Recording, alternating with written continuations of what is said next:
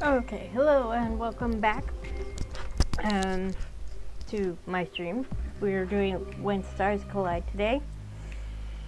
I briefly looked at the character creator because I wanted to know what would be available, and definitely a few more options than with Gilded Shadows, so I'm excited.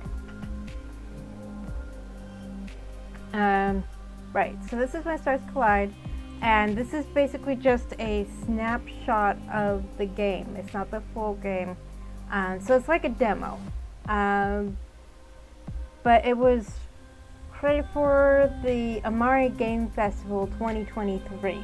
So that was last year.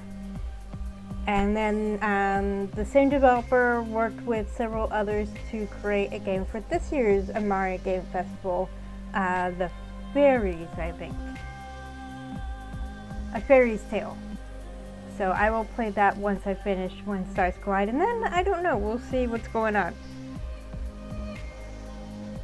In When Stars Collide, the player joins the crew of the Ophelia, interesting choice of name, a deep space exploration vessel as they uncover a trove of technology from a nearly forgotten species.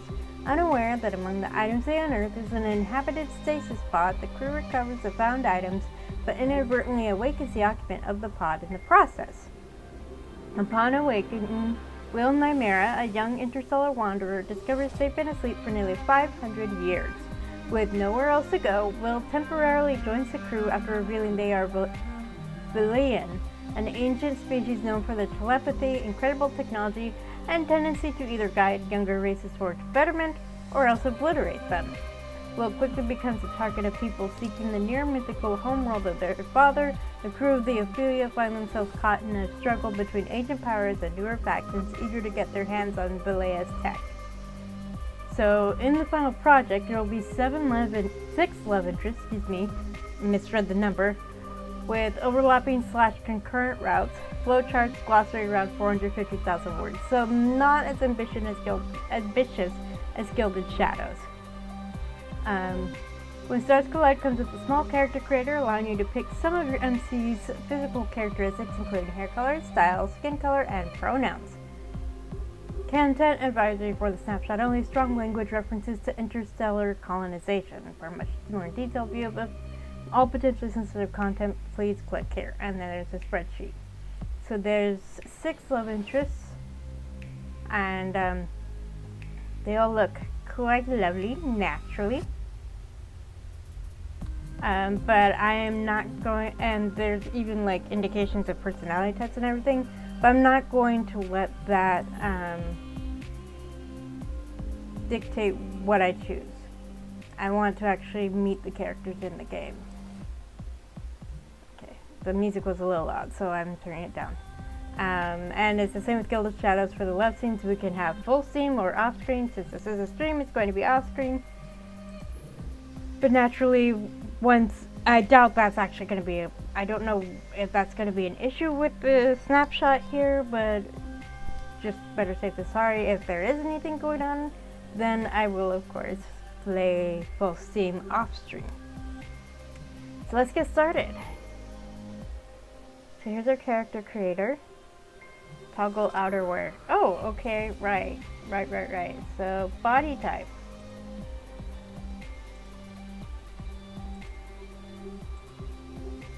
Interesting.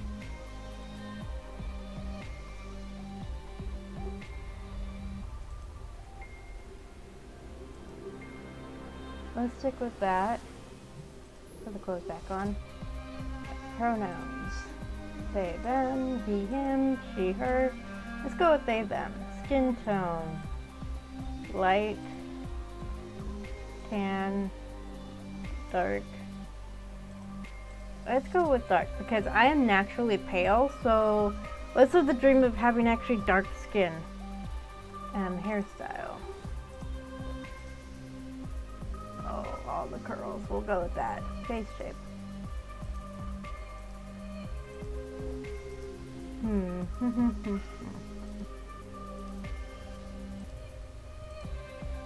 Let's go with that.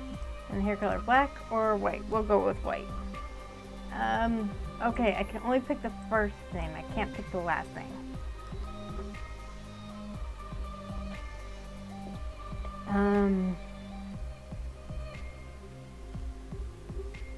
Choose your descriptive nouns. So this list is non-exhaustive and these are only example words that may or may not actually appear in the game. So neutral. This is my child. You're a good person. Hello, Namira. This is Will, my partner. Masculine. This is my son. Good man. Mr. Namira, my boyfriend / husband.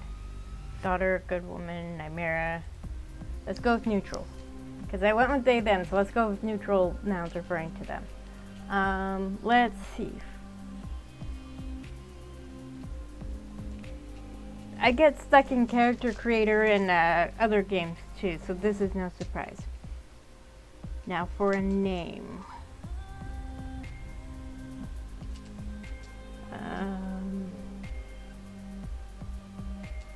Let's see, behind the name. Let's go with, let's look for that. Search meanings for flower.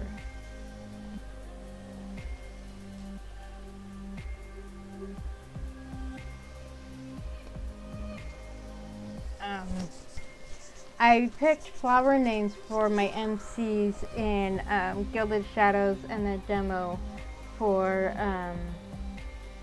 Changeling, so it seems fitting that I try to continue that tradition here.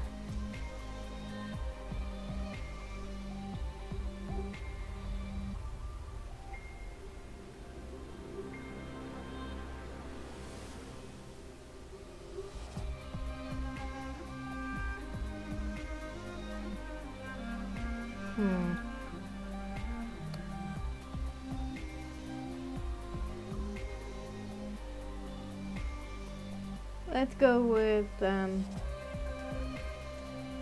Flore.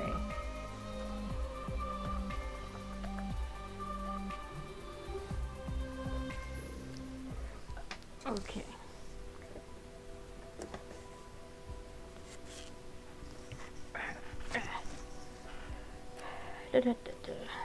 Going to write down my choices as usual, especially with these games.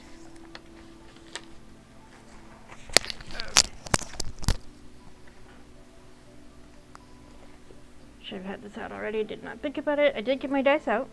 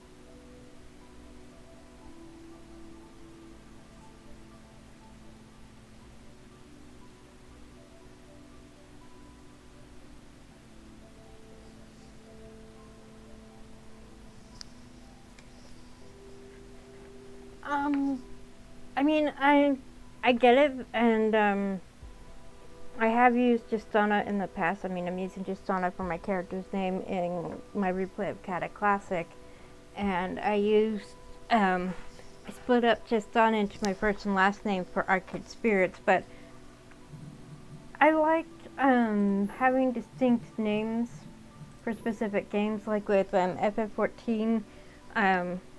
Some players use the same last name regardless of the character's race and all that, but I feel like I feel like it's a better idea to stick with the naming conventions of the race for FF14. So it's just, and it's fun to experiment with different names and stuff. I don't remember how I came up with Justana as a name. I just did, and it stuck. I know you'll hate me for this. No, I know you already hate me. But this is necessary, Flore. This one time, I cannot ignore things and allow you to do what you want. Your path has been unclear to me from the time you were born, but you have always been more than you allow yourself to be. And you are the only one that can do this. I hope we'll at least meet again someday. I truly hope your path leads to a point where we can meet again. I have so much I want to tell you.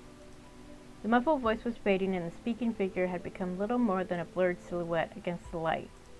I tried to reach for him, tried to get my mouth to form a response, tried to think. I could not. Light faded, taking everything else with it, and the silhouette was swallowed by darkness. The voice dulled to a hum. In the dark there was a song, and I slept. Prologue, The Dark World.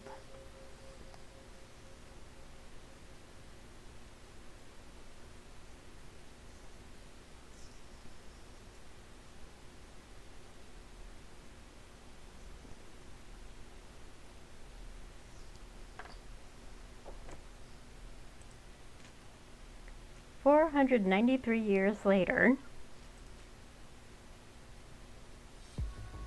Status stats. EM drive is engaged. Operium cloud density is at 98.4%. Our connection with real-time and space is stable. We can proceed, Noel. Asher, take us into the ergosphere. Slowly this time, if you please. You're starting to sound like an old man, Noel. Where's your sense of adventure? I think I left in the last black hole we visited, along with a good portion of the hole, you recall. We survived. Gosh, it's like talking to Aya all over again. Slowly, Asher. You're no fun at all. I'd rather be boring than dead. That's fair. The pilot let out a chuckle, but he never moved his eyes from the controls, despite his teasing. He eased the Ophelia into the ergosphere of the rotating black hole, and it disappeared from normal space moments later. Daz, how are we doing? Space-time is warping within normal parameters. At current speed, we'll cross through the event horizon in 2 minutes. Sounds good. Asher, all okay on your end? It's fine, Noel. Stop worrying. I've done this 100 times. I don't know if his name should be pronounced Noel or Noel. Because in America we say Noel, but I know in England they say Noel. And I know this because one of the co-hosts for the Great British Bake Off right now is named Noel, and that's how they say his name. But I've always thought it was pronounced Noel. Just keep an ear out for anything anomalous. That goes for everyone. I'd like the ship to make it out in one piece. Rafe still hasn't stopped complaining since the last dive. You mean how it took 2 weeks to repair the gate resonance manifold? Oh, okay, so there is still some glossary. In order to traverse the wormholes that make up the nexus used for travel throughout most of the galaxy, advanced species have built a series of entry gates that emit a low-frequency transmission that resonates with the cosmic strings that keep the wormhole stable. Ship engines are designed to harmonize with this transmission, allowing them to travel inside the wormhole nexus without being torn apart or thrown out at random locations. Do you remember what she said as to how to pronounce it? Because I saw somewhere that she's from Australia, so I'm assuming English pronunciation. Well, British, I should say. The wormhole nexus is necessary for traveling long distances quickly and is critical to interstellar travel throughout the Milky Way galaxy. Any ship unable to enter the nexus is doomed to much slower forms of travel, sometimes taking months or years to travel distances the wormhole nexus would allow in a few hours. And how the hole crumpled like paper due to someone being careless?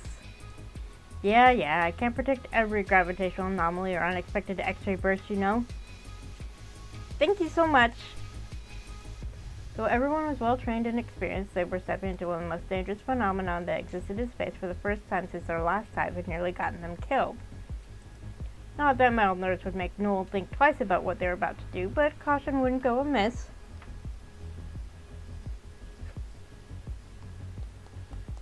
You know what? I'm following her Tumblr. I could check that too.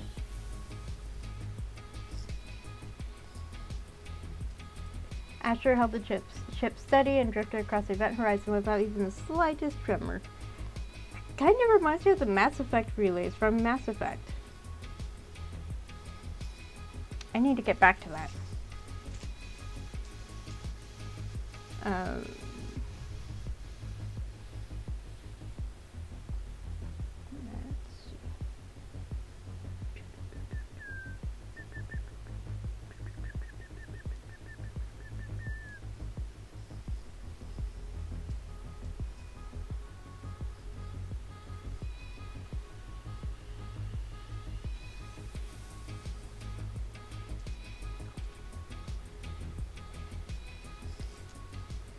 No, okay. That's what I thought. Alright, so I've been pronouncing it correctly. The singularity is ahead of us. We're following the space-time distortion straight through it. Gravitational singularity is a condition where gravity is so intense that space-time breaks down and can no longer be determined by where or when in a non-rotating black hole, Schwarzschild black hole.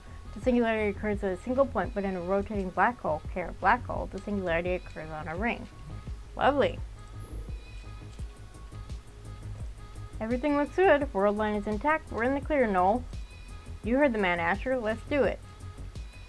Noel, the first results from inside the dimensional sphere are showing something unusual. I'm seeing a significant concentration of metals and metalloids: silicon, aluminum, iron, gold, gallium, xyrite. These are all real elements. I know that much, but I don't think xyrite is an existing element. And there's a hell of a lot of oxygen in there.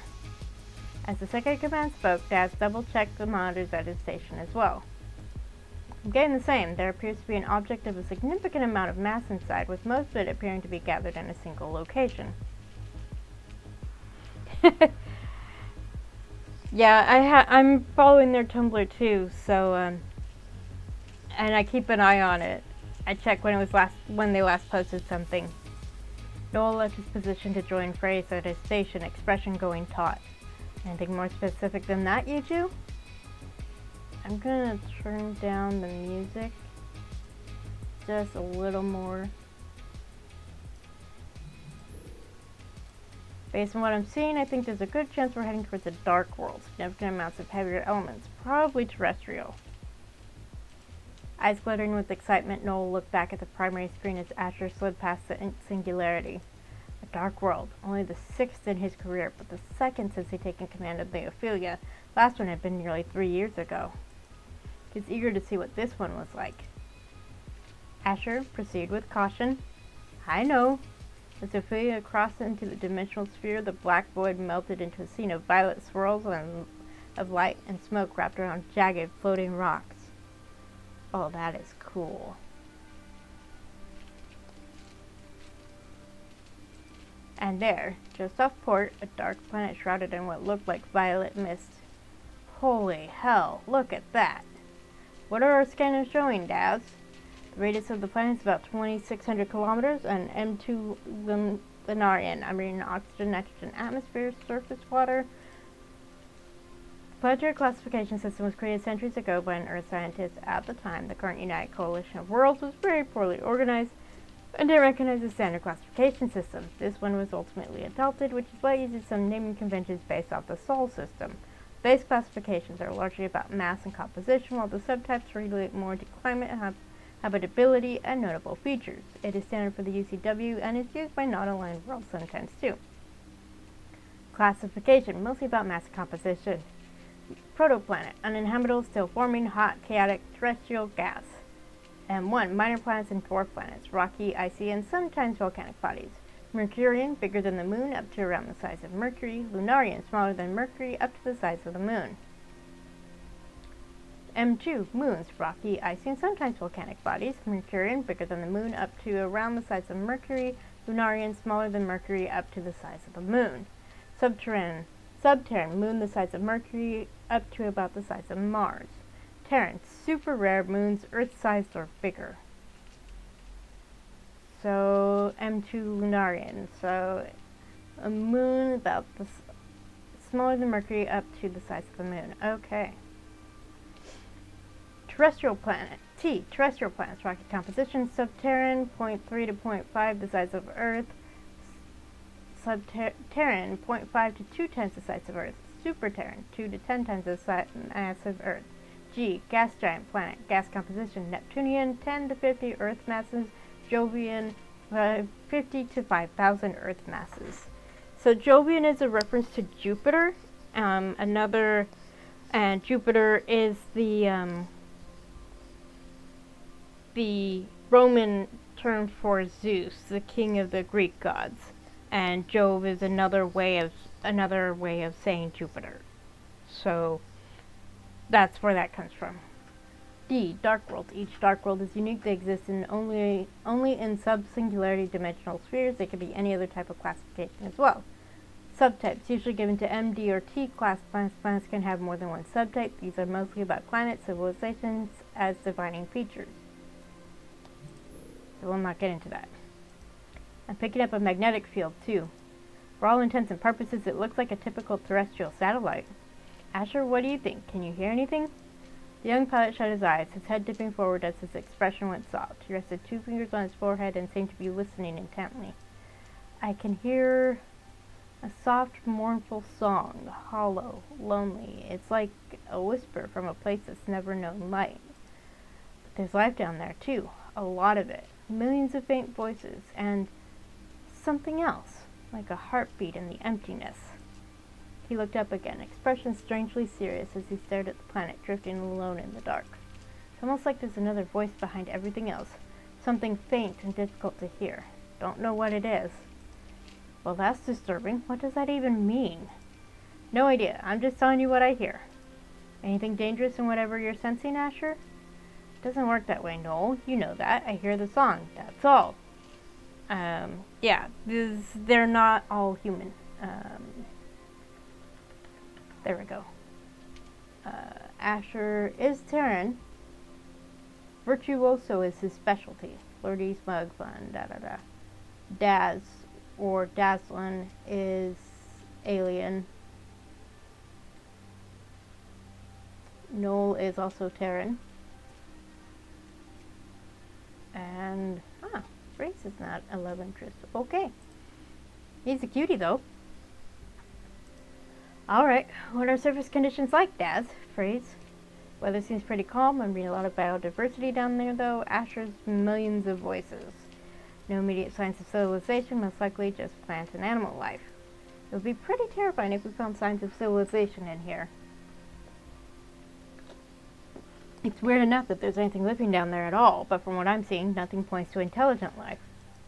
Not from preliminary scans. Looks safe enough. What next? Organize a team, get our asses down there as quick as we can. How long have we got? EM drive will hold for about 8 hours based on the current state of electronic matter decay. Plenty of time. Asher, sell us into orbit. I want us to scan every inch of this place before we go down. Yes, sir. I'm not picking up any larger life forms within a 3-kilometer radius, but there's a plethora of smaller ones. The biodiversity is incredible. I'm still amazed there's anything organic here in the first place. That's Siren, and that's Daz. This plant life is astonishing. The bioluminescence is more extreme than anything I've seen before. Reminds me of home, almost. Too humid, though, and not nearly windy enough. The fact it has enough atmosphere to be humid at all is odd. Considering nothing about this world should be possible, very little about it could surprise me more than the fact it even exists. That's fair. Urin stopped to take thorough scans of yet another plant, this one with broad leaves edged with a rosy glow. Let's just enjoy the background for a bit here. This is gorgeous. Oh, I love the dark colors with the purple and blues. Love it. When I was younger, I thought I had to like girly colors, so my favorite color at the time was purple, but my favorite color has actually always been blue. It's impossible to sample everything, but they'd log what they could, and future missions could spend more time learning about it. And he was still taking at least a few small biosamples for later study in one of the ship's labs. But that would be after a comprehensive analysis of each potential subject in an isolated containment chamber. No, there it is, just like we said. Urin looked where the others had stopped a fair distance ahead of where he was. He quickly closed the container and jogged to catch up to them. I know. But I mean, we saw with Gilded Shadows that the backgrounds are usually well done. Um, Changeling, I mean, the nature backgrounds were really pretty, but the school backgrounds and the house backgrounds, I mean, they were ordinary because it had to be a high school and a house. Daz was pointing to something obscured by the foliage. Yeah, that doesn't look like a natural formation. Doesn't look like a natural formation. No, it's a fucking pyramid. Yes, I can see that, Asher. It is indeed a fucking pyramid. I like some pinks. Pink actually goes well with my coloring because I'm a brunette with fair skin, so pink goes well. But I have blue eyes, so blue brings out the color of my eyes, so that's part of the reason I like blue. But what the hell was it doing there? Not sure what it's made of either. Some material I've never seen before. It's clearly artificial in nature, though. There aren't any life forms inside it, and our scans didn't pick up any other traces of this material nearby. With this amount of overgrowth, it looks to be abandoned. Do we check it out? With caution. With an extreme amount of caution. We came this far already, after all.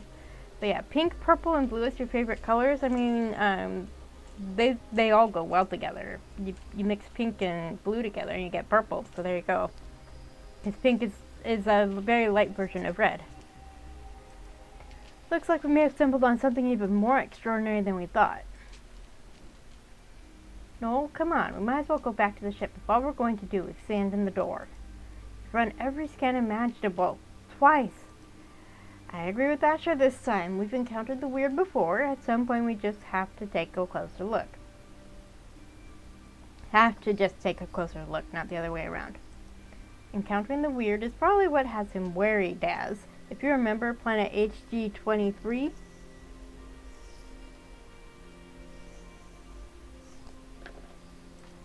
I hope he remembers, considering how close we came to destroying our ship trying to get out of orbit. We're not going to learn anything else standing in the door. Probably not going to get ourselves... Wait a minute. What just happened? Ah, interesting. Let's do that again.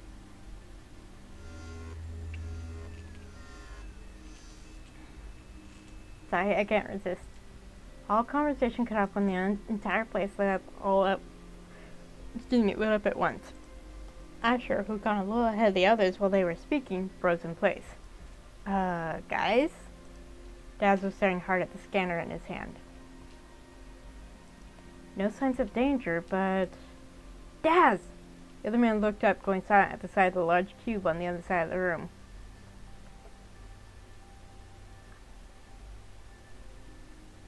I love the colors here. This is so cool.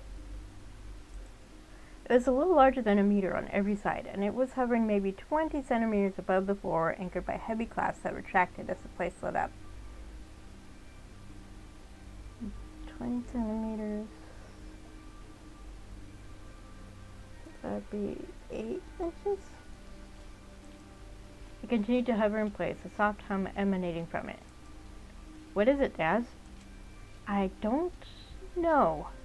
Energy readout is stable, no dangerous radiation or anything I can detect. It's a cube. I mean, I can see that. True. It's an enormous cube. Thanks, you two. That's incredibly helpful. Let us proceed carefully, and Asher, don't touch anything this time. My God, that was 2 years ago. There's a character in Critical Role. Well, actually, one of the players on Critical Role has ADHD. He said as much, and he has a habit of. His first character was a barbarian, so he played into that. His second character was not, but he still had his character. His character still ended up touching stuff he really shouldn't have. I haven't watched as much of the third campaign as I should because I'm just. Stuff happened and I found it really hard to get back into it. Noel chuckled as they all went further inside.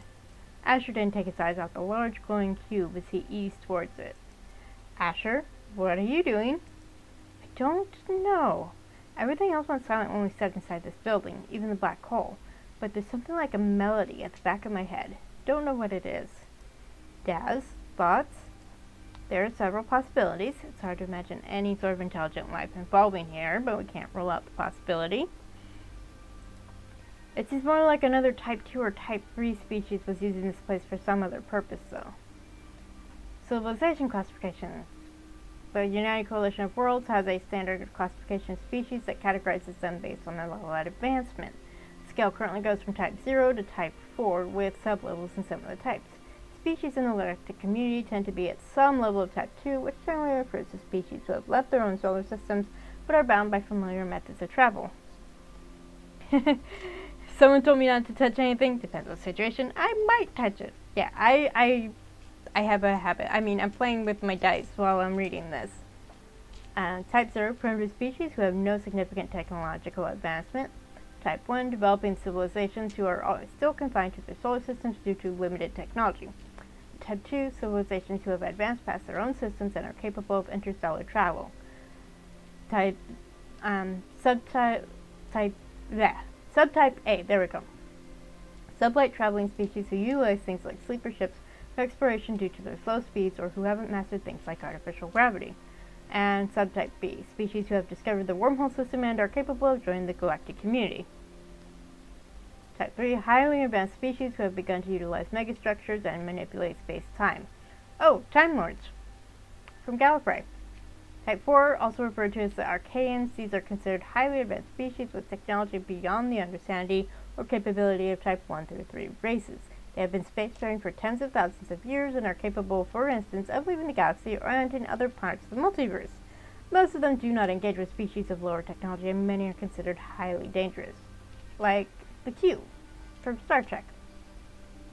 Type 5, hypothetical, hyper-advanced species that predate the formation of other life in the galaxy, potentially seeded from other galaxies or universes.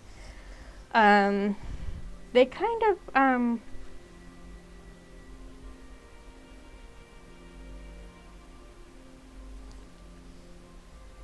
they kind of played with this idea in Star Trek, if I remember correctly. Hard to know what sublevel we're looking at, if that's true. Could have been someone like us, could have been a bit more advanced. I agree. I doubt we're looking at the remnants of something that evolved in this world, so they would have come from the outside like we did.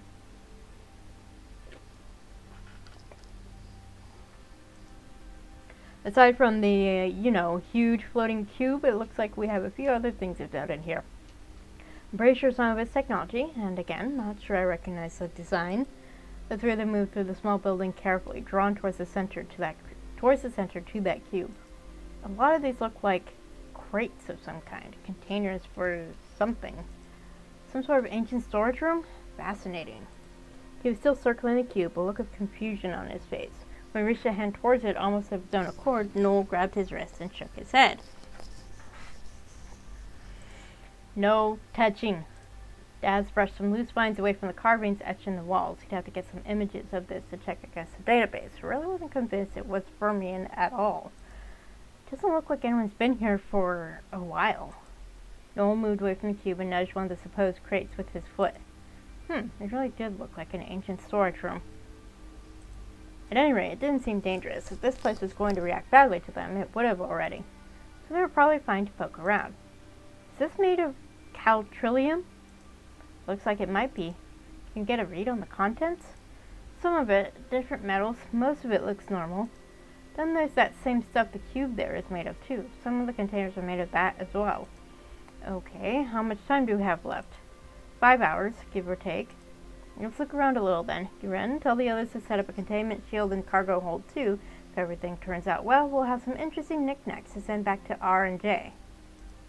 We might even get a bonus this time. Yes, sir. Noel hadn't been counting on a find like this when he got up this morning. But if the say of this place was anything to go on, it was either a race that was long gone or one that had forgotten all about the little storehouse in a black hole. That said, abandoned artifacts were bread and butter for the Ophelia and really didn't get much more abandoned than this. It was going to be a pretty amazing find. Noel, Rafe says we've got about 1.5 hours left before electronic matter decay reaches a critical level. Sounds about right. We're wrapping up the last of it now.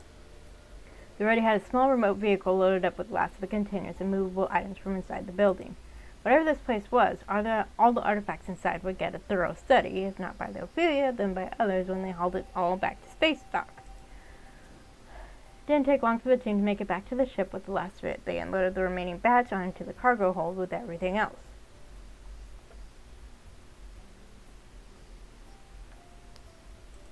Including that huge cube. It was back in one corner, still humming away. They'd been able to pull it back to the ship easily since it was still hovering above the ground.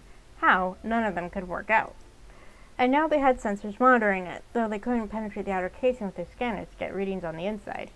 Studying it would come later. For now, they needed to get out of this place while they still could. The team stepped into the adjacent decontamination room. 20 minutes and a few invasive scans later, they were heading back to their stations and getting ready to leave the planet. Mission accomplished, or it would be as soon as they were back in real space. Welcome back, Noel. Sounds like you guys had a pleasant trip. Can't wait to see what you brought us. Everyone's going to have an absolute field day with our cargo when we can have a proper look at it. Uren would have brought back enough to keep Lab 01 busy for months if he could have, while the rest of us get to poke around in some unknown tech. If Dad can identify it, of course. It's a big database to run through, and this time around I don't want to let the others poke too deep. This stuff is still functional, so we may need to leave it to everyone back home. Shrubby will be devastated to hear that. She'll cope. It's one thing to poke at some non-functional bit of tech. We have a whole cargo hold of stuff lit up like it was built yesterday. Fair enough. How are we doing on time? We've got about 40 minutes of electronic matter left. More than enough. Where's Daz? He stayed in the cargo hold to run a few more scans on the items. He suggested you could handle takeoff on your own. The first officer grinned in response and relocated to Daz's usual station. I suppose I'll manage. Rafe, how's engineering looking? We're ready to head up. Yeah, about that. That doesn't sound good. What's going on? I don't know. Engines won't power up. No, like something's interfering with the... I don't even know what. Hang on. Cam, get over here and help. The engineer's voice faded to a garble, and there was nothing but silence on the comm channel as they cut the connection. Fraser and Noel shared a look. What were you saying about more than enough time? Noel, what the hell did you bring onto the ship this time? Nothing that should interfere with the engines, Rafe. We checked it and cleared it all. Yeah, well, engines were in perfect working order before you loaded up cargo hold 2 with Lio knows what. It was a word related to the common belief among Mylorians that the universe is both conscious and self-aware, and that all other life stems from it and is connected to that consciousness. Lio or Leo?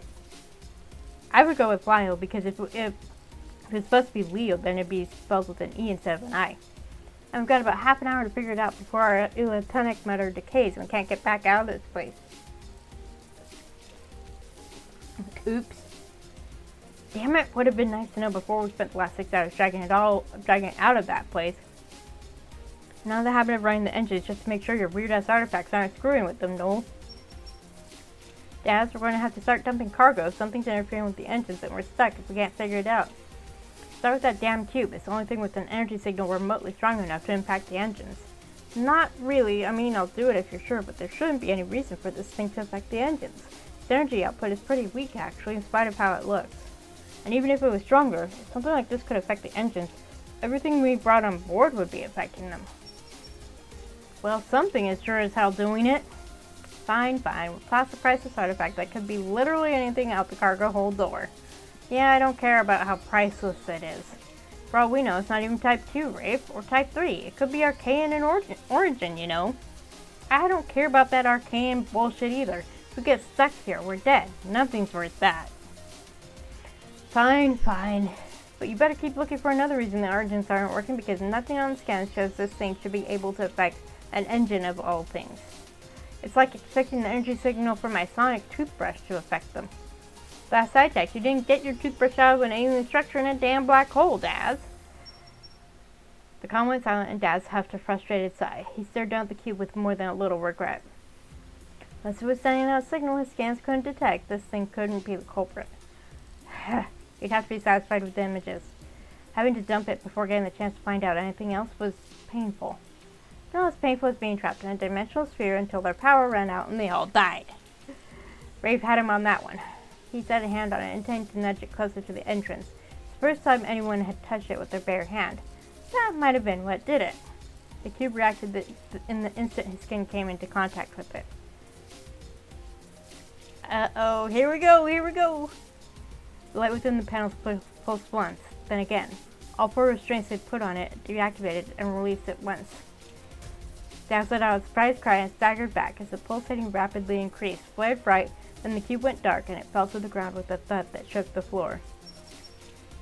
Engines are back! I told you it was that damn thing you brought on board. But I didn't even... Rafe, are we good to go? Just like that, everything is functioning within normal parameters. We're powering up right now. Tell Asher to get us the hell out of here.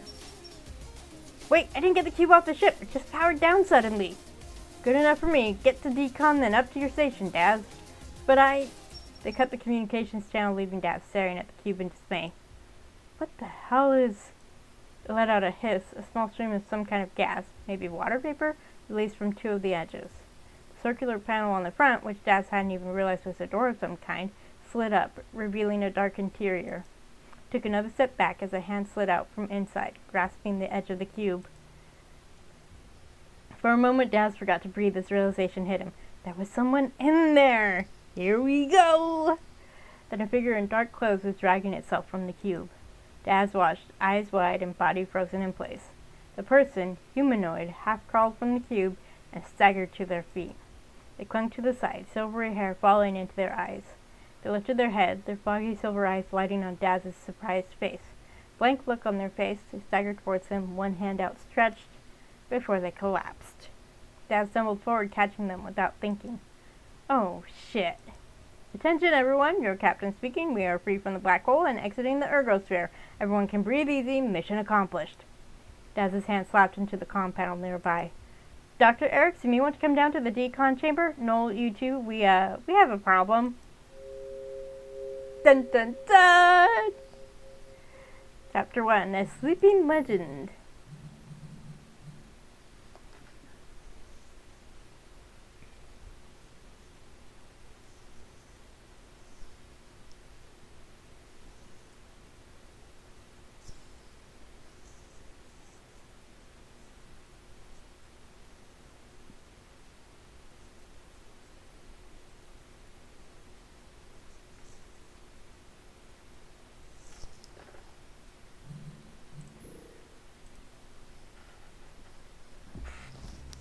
I hope we'll at least meet again someday. I truly hope your path leads to a point where we can meet again. I have so much I want to tell you. This is a repeat from the beginning. The muffled voice was fading and the speaking figure had become little more than a blurred silhouette against the light. I tried to reach for him, tried to get my mouth to form a response, tried to think. Start out with a choice.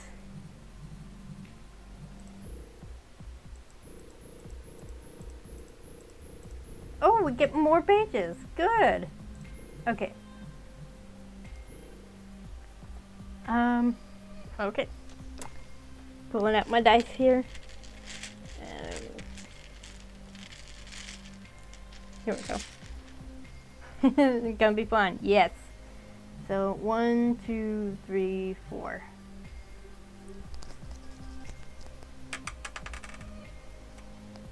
Two. You stupid bastard. Father. I reached a hand out. Or tried. My body was already going numb, restricting my movements. You stupid bastard. Words flowed through my mind as darkness enveloped me. I don't think my father heard them as I fell into slumber. The last thought I had was that if we ever did meet again, I'd be sure to say them to his face, loud and clear. It was also the first thought I had when I woke. But in the moments after opening my eyes, everything was fuzzy and spinning. The thoughts rolled away from me in a haze of confusion and vertigo.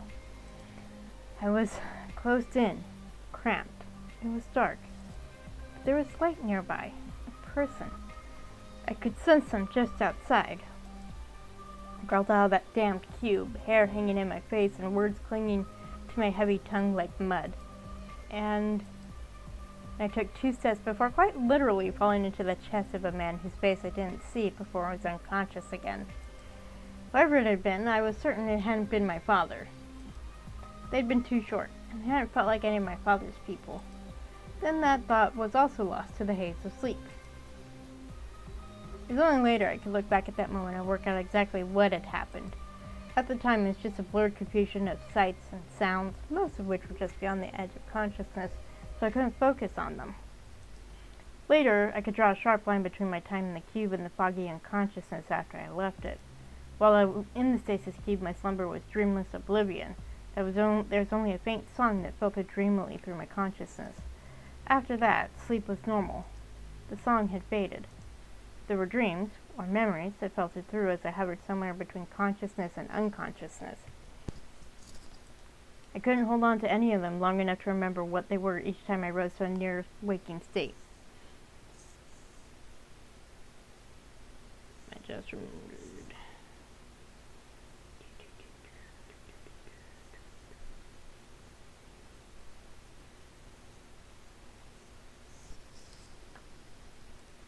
There were also voices, fuzzy at first, then clear. Though I couldn't move or open my eyes, I could listen. It didn't even occur to me until I'd been awake for a while that being able to understand them was something I should be grateful for. They were speaking the language I'd grown up with on Laertes, a Terran language, not Belian. I understood the significance of that only after I realized what my situation actually was. I quickly realized I was in a medical bay. I could hear the equipment. And, of course, the voices were ever present. Tried to respond once before I realized I couldn't move. My body was heavy, thoughts still a little sluggish. One voice I'd learned belonged to Laren, a doctor. The other was Laren's partner, a man named Fraze. Oh, okay, cool. They were mostly discussing me, which was understandable. I learned a bit about my situation, but they had learned little about me. Each wrong speculation amused, but also annoyed me because I couldn't respond to any of it.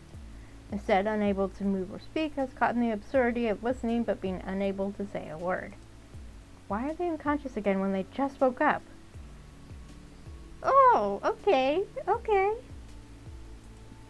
It's nothing to worry about, Fraze. This is common with long-term hibernation. No matter the species, it's difficult for the body to go straight from stasis to fully conscious after such a long time.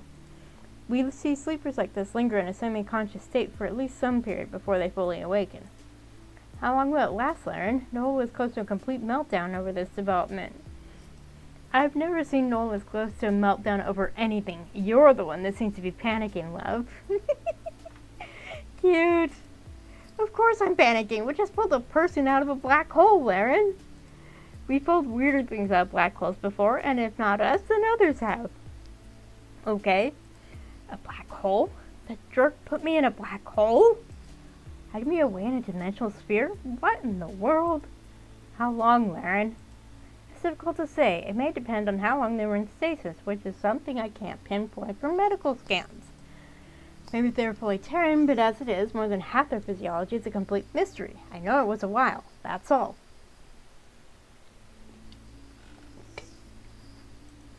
I can't believe they're even part Terran. Interspecies children aren't that uncommon, Fraze, so I admit it's not usually this difficult to locate the other genome. They were in a damn black hole, in some kind of weird structure, possibly arcane. I don't know how common interspecies children are. That's not normal. Or, I don't care how common interspecies children are. That's not normal. Do you know how much power is needed to keep someone in a suspended state for a long period of time? And that cube wasn't connected to any sort of external power source. On top of that, it was barely putting out an energy signal. How's that even possible? That's not really my area of specialty, I'm afraid. Given where they were and the nature of that stasis pod, I have to assume they're part Terran and part some unknown Archaean species. How the hell that happened, I have no idea. Since when are Archaeans interested in the rest of us? I don't know everything there is to know about Archaeans. For the record, just because the stasis unit they were in is advanced, that doesn't mean this person is Archaean. Who else is building structures inside dimensional spheres? Even if the structure was of potential Archaean origin, it still doesn't mean this person is. Archaeans aren't the only unknown species. Anyway, based on my tests, I would estimate they're somewhere between 23 and 28 UC standard years.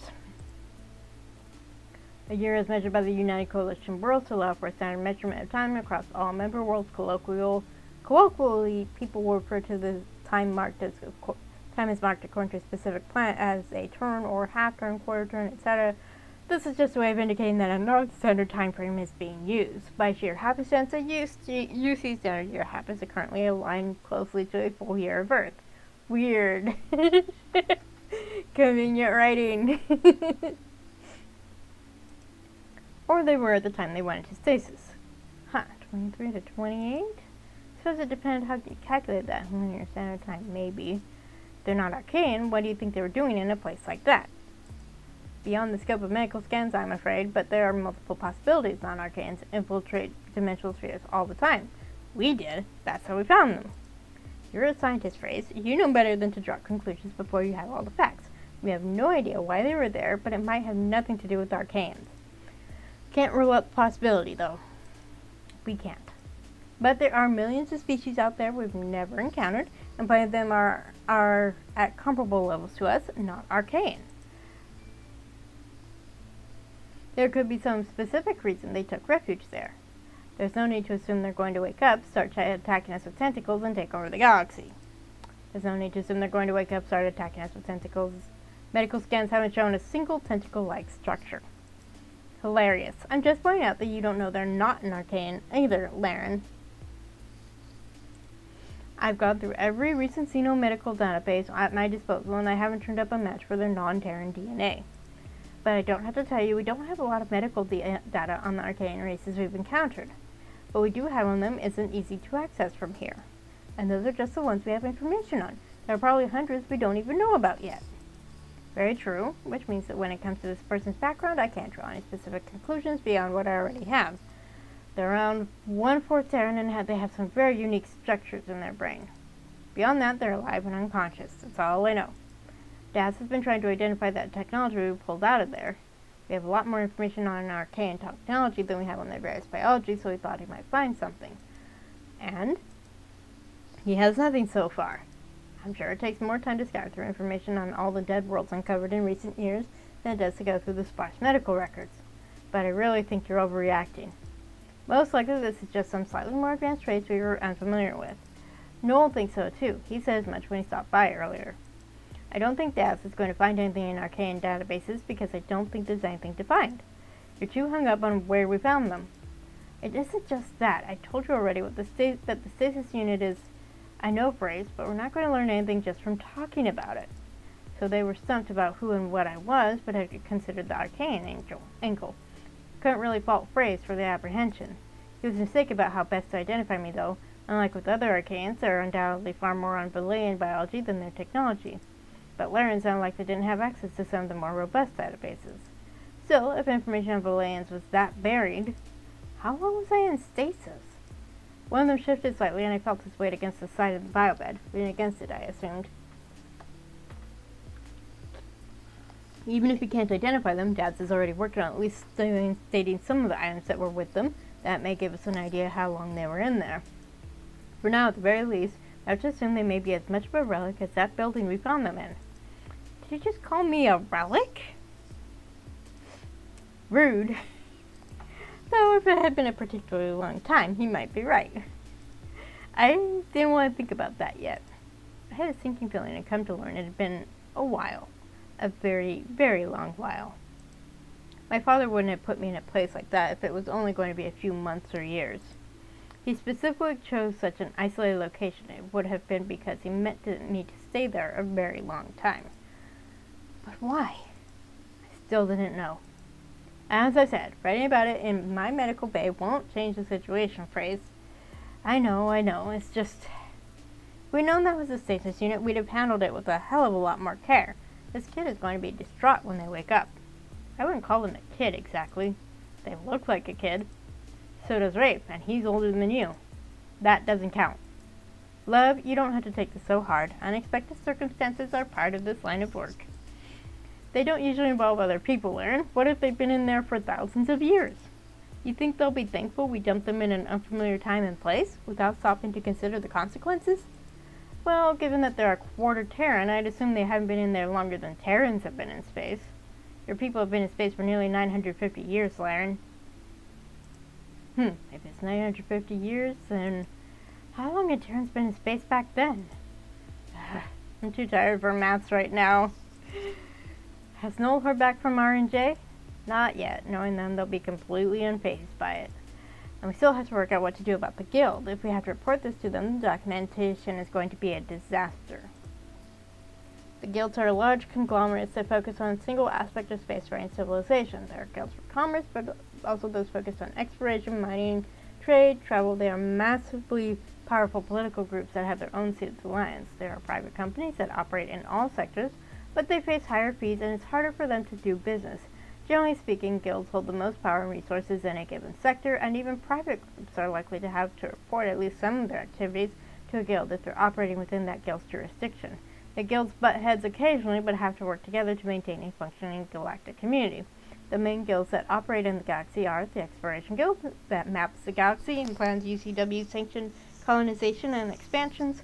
The Mining Guild oversees much of the resource gathering and mining across the system, does not manage just traditional mining of minerals, but also gathering of heavy elements from nebulas or exotic matter from black holes and the like. The Commerce Guild manages trade routes and currency exchange routes in participating systems. Anyone operating any sort of trade and commerce outside the guild's controls usually pays much higher fees for nearly every transaction and are subject to far more searches from UCW patrols. The Nexus Guild maintains and oversees the Wormhole Nexus and Inner Meridians. They are the ones that keep the gate system up and functioning. The Navigation Guild, the guild that maintains, regulates, and trains virtuosos. They seek out virtuosos at a young age and raise them, then hire them out. They're trying to build a virtuoso network that can ferry ships from place to place without having to rely on the gate system at all, although their current success is limited. I'm assuming that's what Asher is. The Defense Guild, currently disbanded. Won't be the first person pulled out of long-term stasis in deep space. First one pulled out of a bloody black hole, though. Pulled out of a structure of arcane origin. We're back on that topic. Come on, Laren. I get what you're saying about that kid's history, but I'll eat Noel's leather jacket. That stasis unit isn't arcane, which means that probably this kid probably is too. That sounds quite unhealthy for your digestive system. I'll work out a treatment plan just in case. They're definitely married. I'm just saying there's no reason for someone who isn't of an arcane species to be in an arcane stasis unit. Then it was an arcane species that was perfectly fine mating with humans at some point, which is encouraging. I mean, not a bad point. Having enough interest in or respect for a species to be okay procreating with them was better than the way a lot of arcanes viewed the less advanced. So as I listened to them, I tried to sort through all the information I gleaned from their conversation. There was a stasis and the black hole situation. They covered that quite thoroughly. For the rest, I'd worked out that I was on a vessel in deep space. Of course, that was implicit. I terrified someone named Daz when I apparently crawled out of a glowing box like an ancient specter. I'd woken up to that statement and took a bit to realize it was referring to me. I know they were quite concerned about whether I was dangerous enough to destroy the ship when I awakened. Reaction. This is all quite funny. Still, let's let the dice pick. I still have the G4 out. I've been fiddling with it. 1, 2, 3, 4. I just want to see what the dice are going to say, and I'm going to decide if I agree or not. 1. Well, I'm amused, apparently.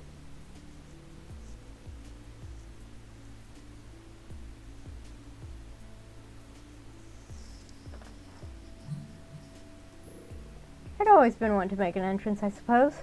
I mean, I wasn't really. This one seemed more dramatic than usual, but it was still funny. There were some worrying implications of their conversation, so introducing myself in the midst of fear about arcanes and having to potentially explain my heritage was not my preferred method of saying hello. But there was nothing I could do about any of that until it actually happened. For now, I could find phrases panic, humorous, and ignore the rest. Largely because I couldn't move my stupid body. What is with that, anyway? Okay, deep breath, Flore. Just focus. Everything else aside, I had to solve the stupid problem of being awake but unable to move. Instead of trying to sit up or open my eyes, which I've been doing the entire time anyway, I focused on just moving my toes or my fingertips. Something small. And nothing. I huffed an annoyed sigh, pleased when I at least huffed properly. So I did it again. Another short, angry puff of air.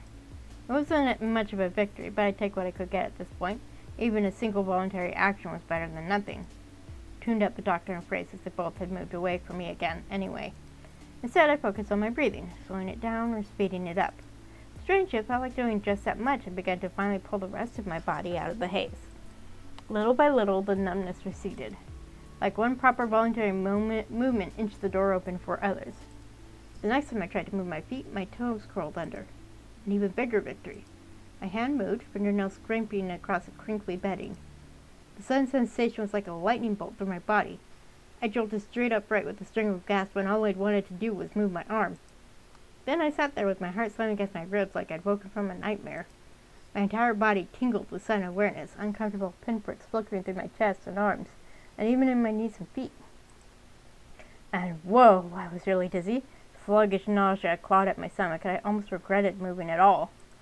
Braced myself up, hand gripping the edge of the medical bed hard enough my fingers hurt. The nearby conversation cut off in an instant, and there was only silence as I squinted ahead at the unfamiliar room, hair falling in my eyes and obscuring my view.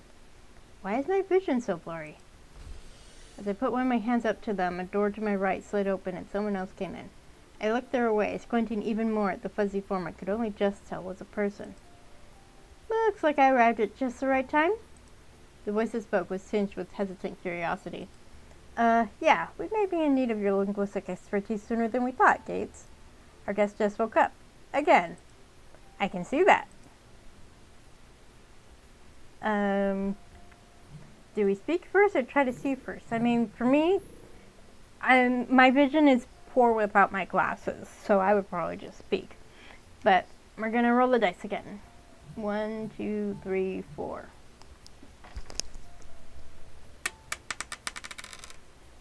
1. Say something. Linguistic expertise? Hopefully won't be too disappointed when instead of introducing a new language to them I spoke English. Except I couldn't work up enough saliva to say anything. My mouth was so dry. I swallowed hard, trying to entice my salivary glands to join the world of the waking like the rest of my body. Ha!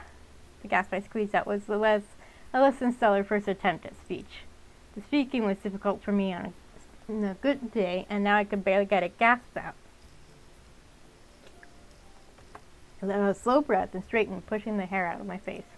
My vision still hadn't cleared, but I could at least try to appear civilized, even if I couldn't make out anyone's features yet.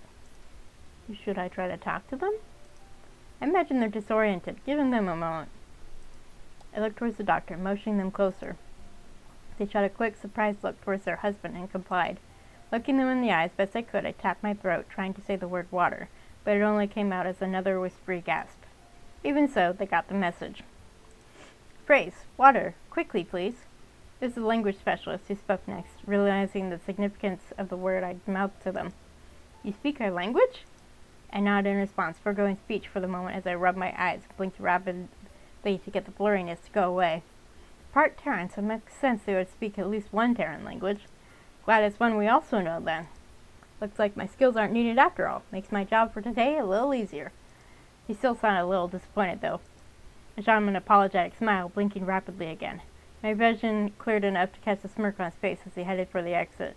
I'll go tell Noel they're awake. Welcome to the Ophelia, newbie. I gave him a half-hearted wave as Phrase finally handed me a small cup of water, and he was gone.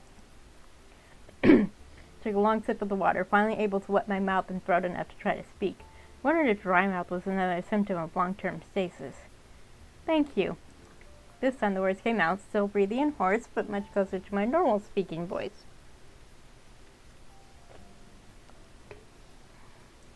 Not to jump right in, but what year is it?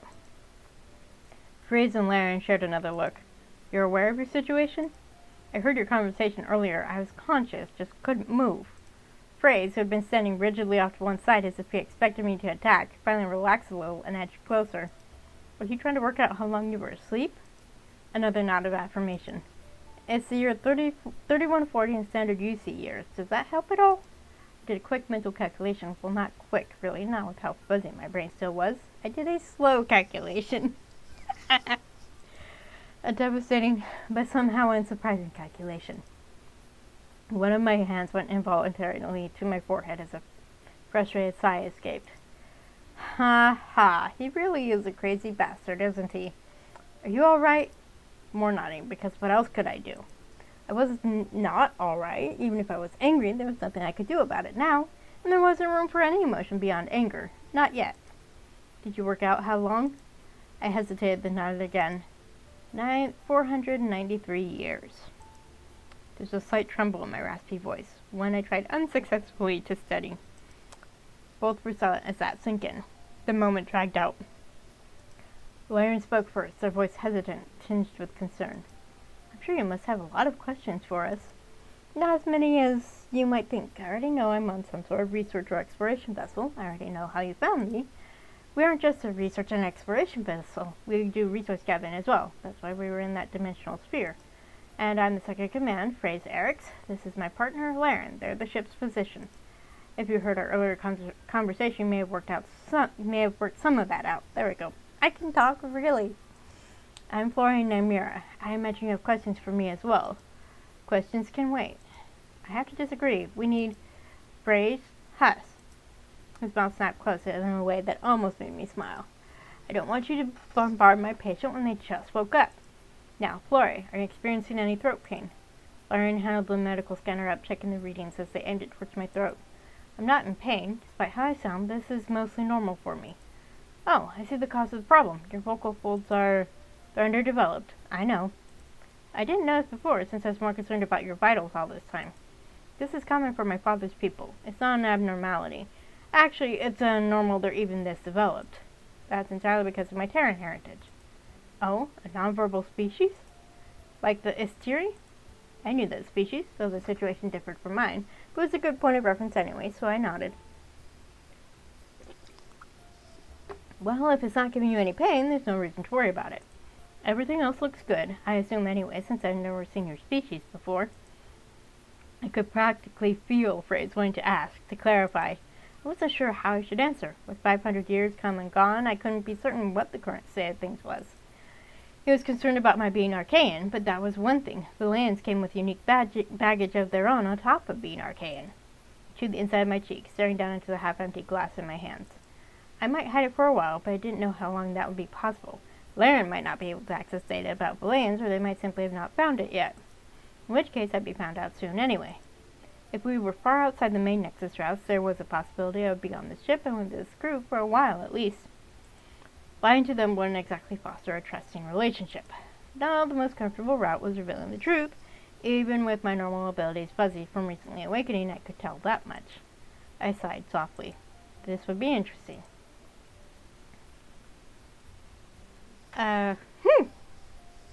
So do we give a telepathic explanation or a verbal one?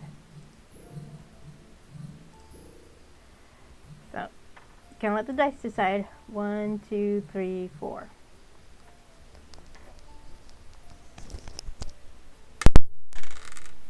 One, telepathic. I kind of wanted to do that anyway.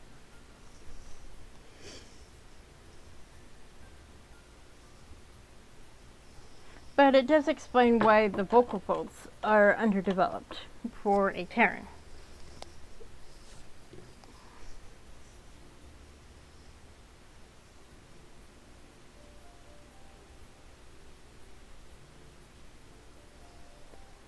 It's kind of interesting that they chose this route for a character who has a parent who's telepathic.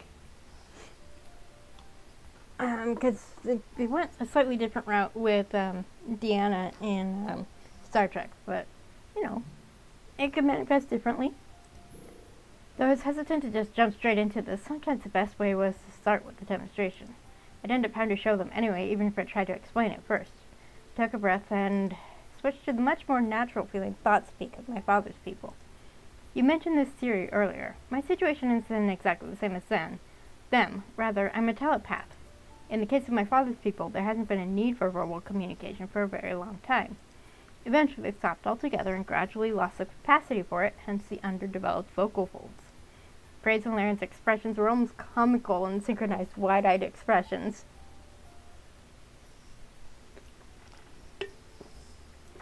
So this level of telepathy is still uncommon. that just to me, or... No, I heard it too. I can speak to multiple people at once this way.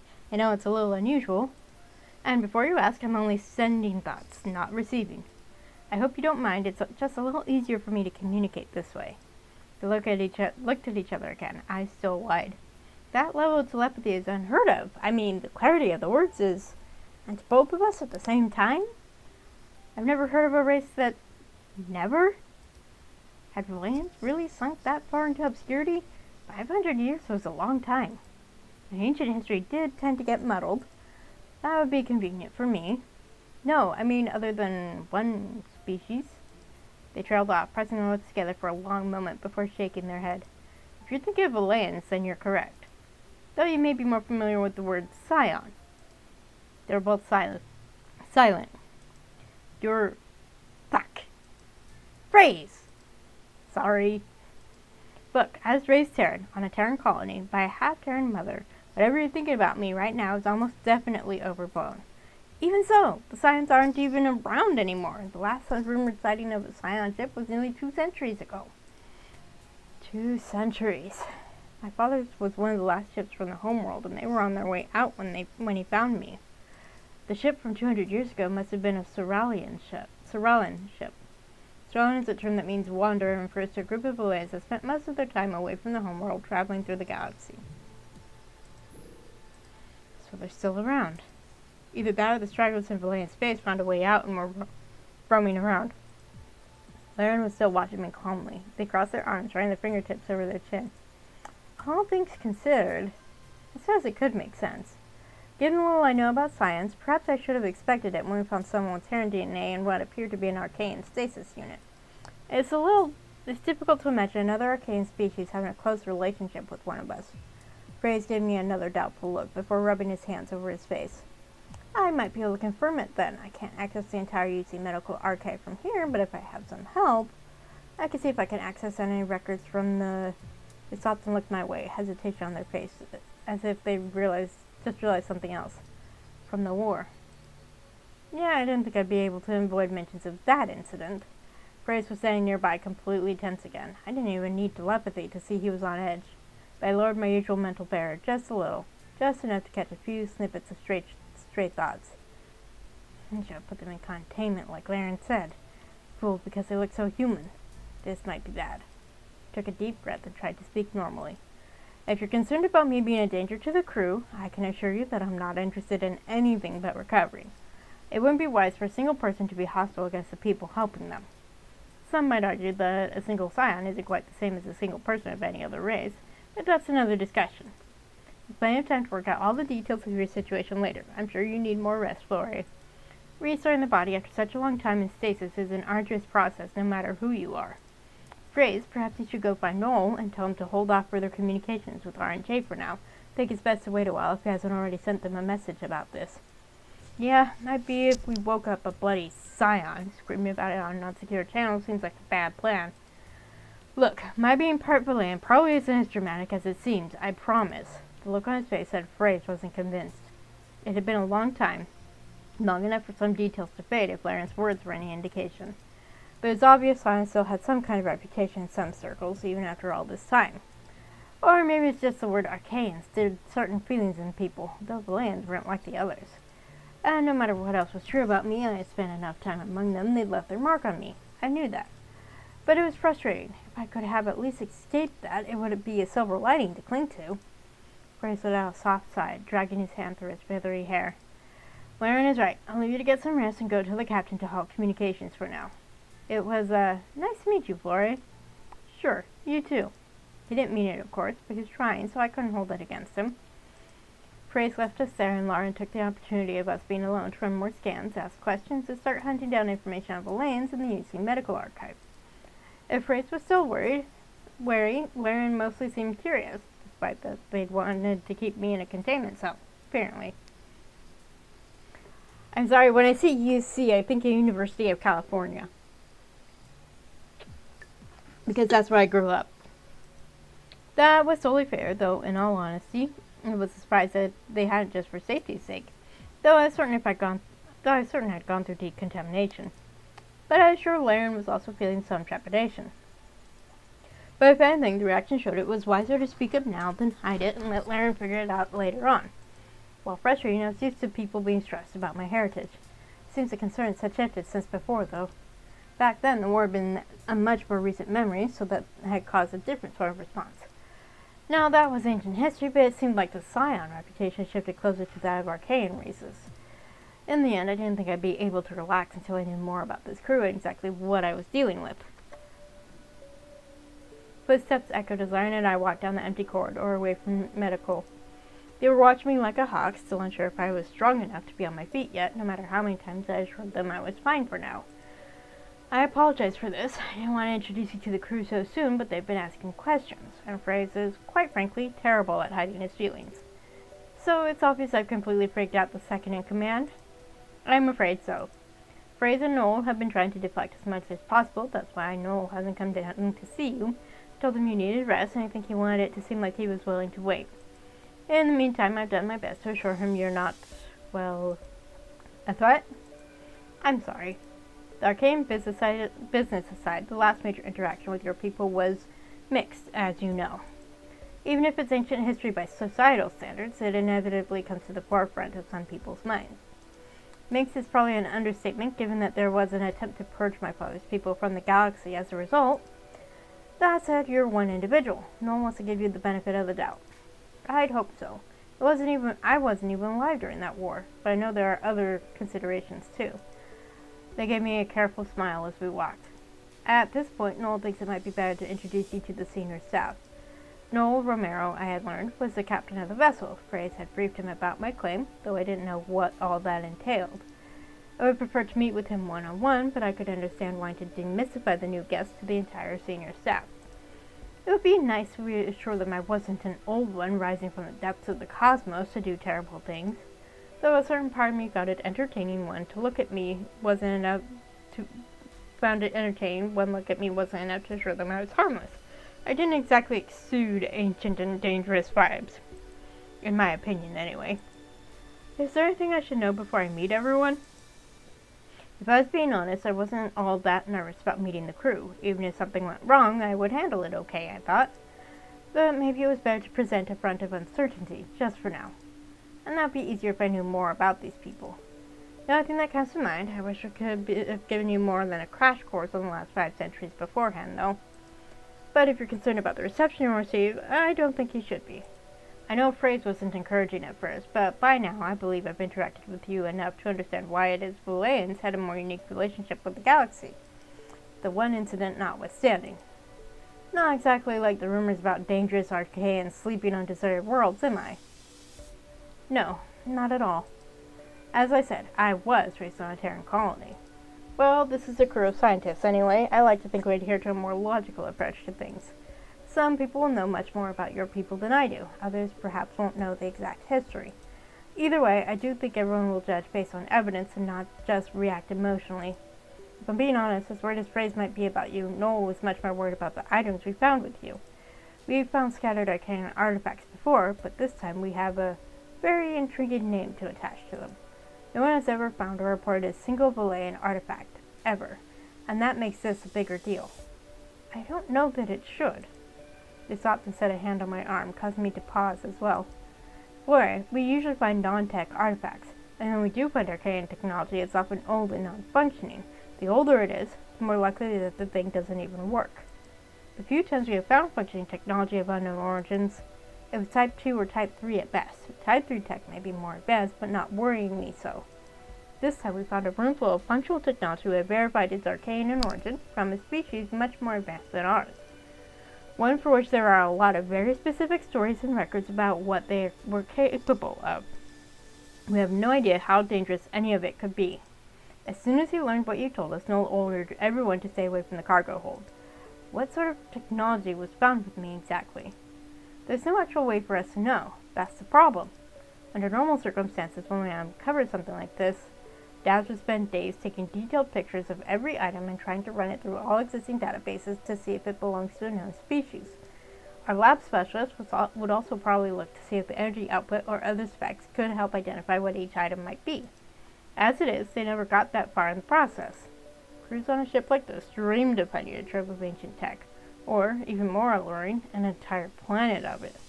Most of them will find nothing other than the odd artifact here or there. But this crew had found something that would be considered extraordinary in the field, and a living arcane to go along with it at that. I wasn't disingenuous enough to downplay that.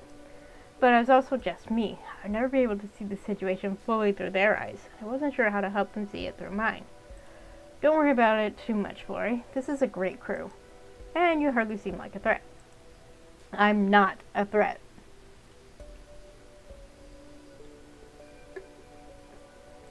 But it's not as if I'm unaware of the difficulties inherent in my heritage.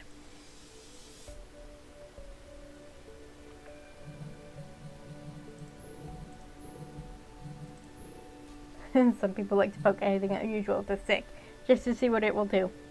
Some refuse to look past the label. Millions aside, some people hate telepaths, you know. Excuse me. So we're gonna pull out a D6. 1, 2, 3, 4, 5, 6.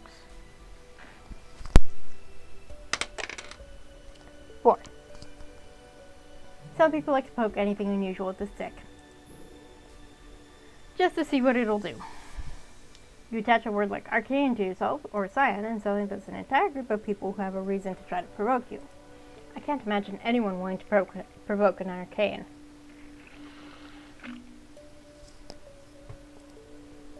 The relationship people have had with Valayans has always been unusual, regardless of their classification. Or it was back then. But that was back then, when the war was still in living memory. I don't know about now. Either way, it's annoying to deal with people who just want to see what will happen. At least when someone is actually trying to harm you, you can whack them over the head and claim self-defense. When someone's just annoying, you're expected to be reasonable. I don't expect you'll have to whack anyone in this crew. But in case anyone surprises us, you have my permission as the ship's physician. That said, we're a crew of scientists, so most of us know better than to poke anything with a stick. Valayans aren't the only species with a complicated history anyway. They aren't, and I think that's good for us all to remember.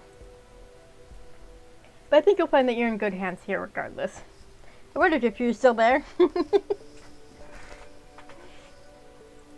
A few minutes later, we stopped in front of a closed door. And here's the conference room. Are you ready? I am.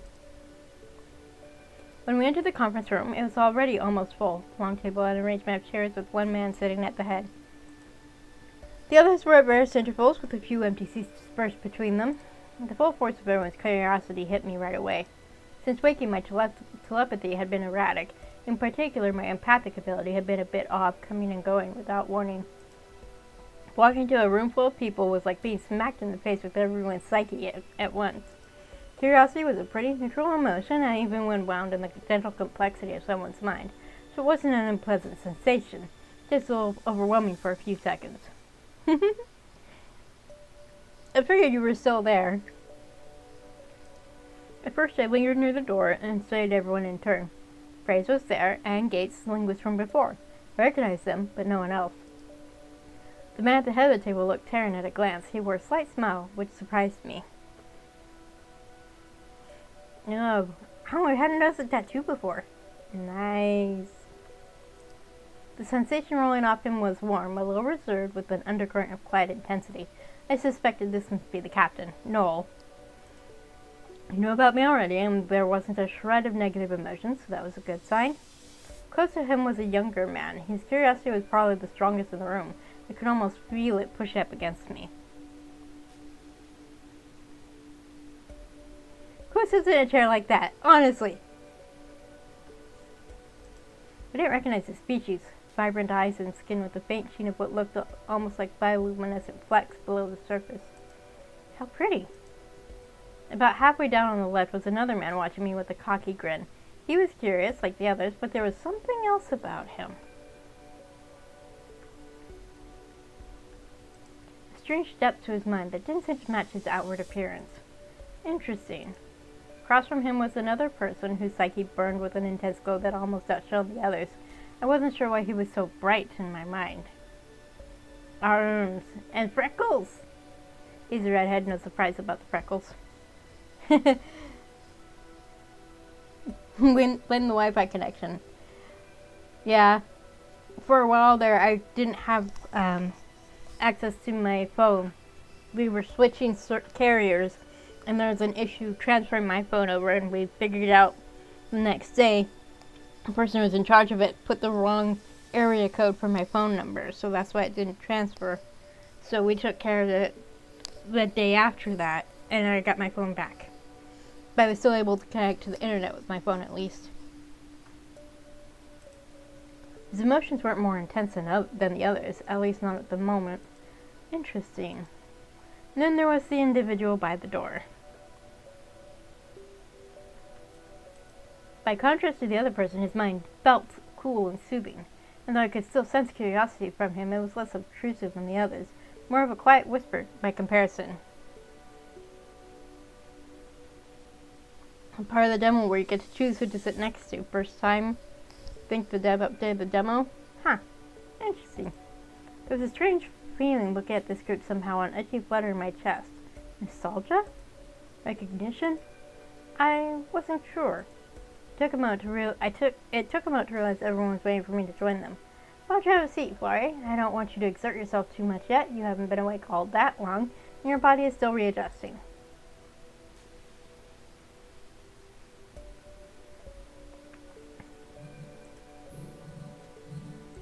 Okay, choose a seat next to the captain, choose a seat next to the man with a strong curiosity. That's Dev, sit next to the man with a cocky grin. That was Asher, the pilot, sit beside the person with the extremely bright psyche. That's Rafe, the engineer. Choose a seat beside the man nearest the door. That is Yaren, the scientist. And of course the captain is Noel. Okay, need another dice. Where's my D10? There it is. Okay. It's been a while since I needed to use 3 different dice. 1, 2, 3, 4, 5, 6, 7, 8, 9, 10.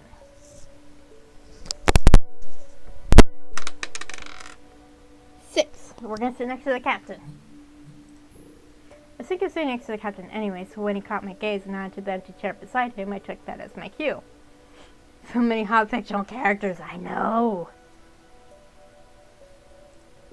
Laren also nudged me that way, so I ignored everyone else and walked to the head of the table. Since Noel already knew my background and didn't seem apprehensive, I was already feeling better about the situation. A little. The captain flashed me a friendly smile, pushing the chair out with his foot so I could sit.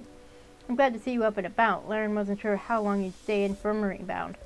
Recovery from time from stasis can vary from person to person, so it's also a surprise when they welcomed again to recover so soon. Laren moved towards the table, taking up a position behind Phrase. Everyone, allow me to introduce Flora and Amira. You all already know how they got here, so there's no need to explain that. They're still recovering from long-term hibernation, so we can probably expect them to be resting a lot over the next few days as their body readjusts. I know you've been eager to meet them given the circumstances. Flora, if you'd like, you could say hello in whatever way you're most comfortable. I understand you have a unique way of communicating, so don't hold back. I don't want you to feel you need to hide it here. Interesting. There's still no apprehension coming off him. He's quite different from Phrase, wasn't he? Well, it's a good thing when you have a captain and first officer who are slightly different in terms of their personalities and the way they look at things. They balance each other out. So it's good to have that in your leading officers. There was a stir around the table when he said that, though, a spike in curiosity as everyone waited for me to speak. I flashed the captain a smile as I responded, glad he was easy to read. First, I wanted to say thank you, Captain Romero. I wouldn't be here right now if you and your team hadn't pulled me off that planet. And for that, I owe you a debt. I'm truly grateful. Couldn't hurt to start with a sincere thank you. But in the seconds that followed that telepathic projection, there was dead silence in the room. Noel spoke first, clearing his throat as he tried to diffuse the sudden tension. I gave him another smile, this one apologetic. I have to admit, we were shocked to pull you out of there. No one expected that cube to be a stasis unit. I assumed it was a storage unit, given the little power output. Fair enough. It doesn't look like you'd expect, does it? No, but even when we realized what it was, I wasn't expecting to hear that you have such an unusual history. Unusual history was one way of putting it. Did you just send a mass telepathic message to the entire room? A coherent, thought-based message to a group all at once? Scientist! Spot the scientist! With little to no visible effort? Yes. Yes, I did. How? Before we get into all that, Daz, Lori, are you okay with us introducing you to everyone at once? I've heard group settings can be overwhelming for telepaths. I thought about meeting privately first, but I was worried it would cause even more questions. Still, I should have checked with you first before assembling the senior staff. Captain, my understanding is that Phrase has talked to you about my heritage. Well, he has, of course, that's why we're here, but... Oh, that was an interesting little reaction. Not just the way he shifted in his seat and looked away, but the way his emotions cooled and swirled away from me a little. He doubted it was true. That's what it felt like anyway. He's being quite cautious for not believing it, though. Interesting. It is true that being in close quarters with groups of people can be difficult for strong telepaths of other races. That's why so many of them choose to live in solitude or take suppressors. But at the risk of sounding arrogant, my wildest people are on a different level than what you're used to hearing about. And so am I. Not to be blunt, but whatever you believe you know about telepaths is unlikely to apply to me. And just to preempt this question, Flori already assured us they don't automatically pick up thoughts from other people. I can block them out with no trouble. You don't pick up any extraneous thoughts from your surroundings? Under normal circumstances, no. That level of telepathy is far beyond anything I've heard of in any species. Is that we're meeting like this? Is this a first contact situation, Captain? No, it's not a first contact situation if what I've heard is true. Daz, you of all people on this ship should have heard of Floria's species. It's been a while, but... Daz's head tipped to the side, a puzzled expression washing over his features. Floria is a scion. And there it is. Thrift of apprehension, surprise, tinged awe, no doubt. That can't be. He trailed off, lowering his eyes to the table as he mulled it over. I thought it was probably a Type 3 species at first. I mean, the chances of finding a store of intact arcane technology is... Improbable is not the same as impossible. But no one has ever stumbled on any confirmed Boolean structures or wrecks or remnants of any kind. Well, that selection of items had been put there deliberately, to be fair. It wasn't happenstance. Then the Ophelia is the first. Get ready to go down in history archives, I suppose. I stopped myself from flinching at that remark. I did not want to go down in history as an archaeological novelty, though I knew Laren didn't mean it that way. An actual scion. That means our entire cargo hold is full of scion artifacts and technology? No, wait, what? Huh? Can I have her? I want her. Arms, look at those arms. Muscles. Scions, here we go. Glanced his way as he muttered that under his breath, a smile coming to my lips. He didn't sound like he bought it at all. I tapped my fingers on the table a few times, and decided I needed to correct that. I'm mostly Boolean, yes, but it's a little strange to hear myself called a scion, to be honest. I know I used it before since I thought it would be more recognizable, but scion was originally used for people with close ties to the homeworld, which is not really me. First time seeing her? She's pretty, isn't she? She's a cutie. I wasn't aware of that. I hope we haven't offended you, Flori.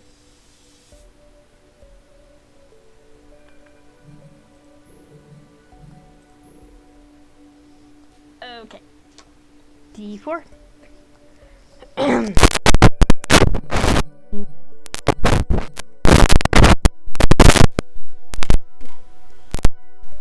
Not that I'm offended.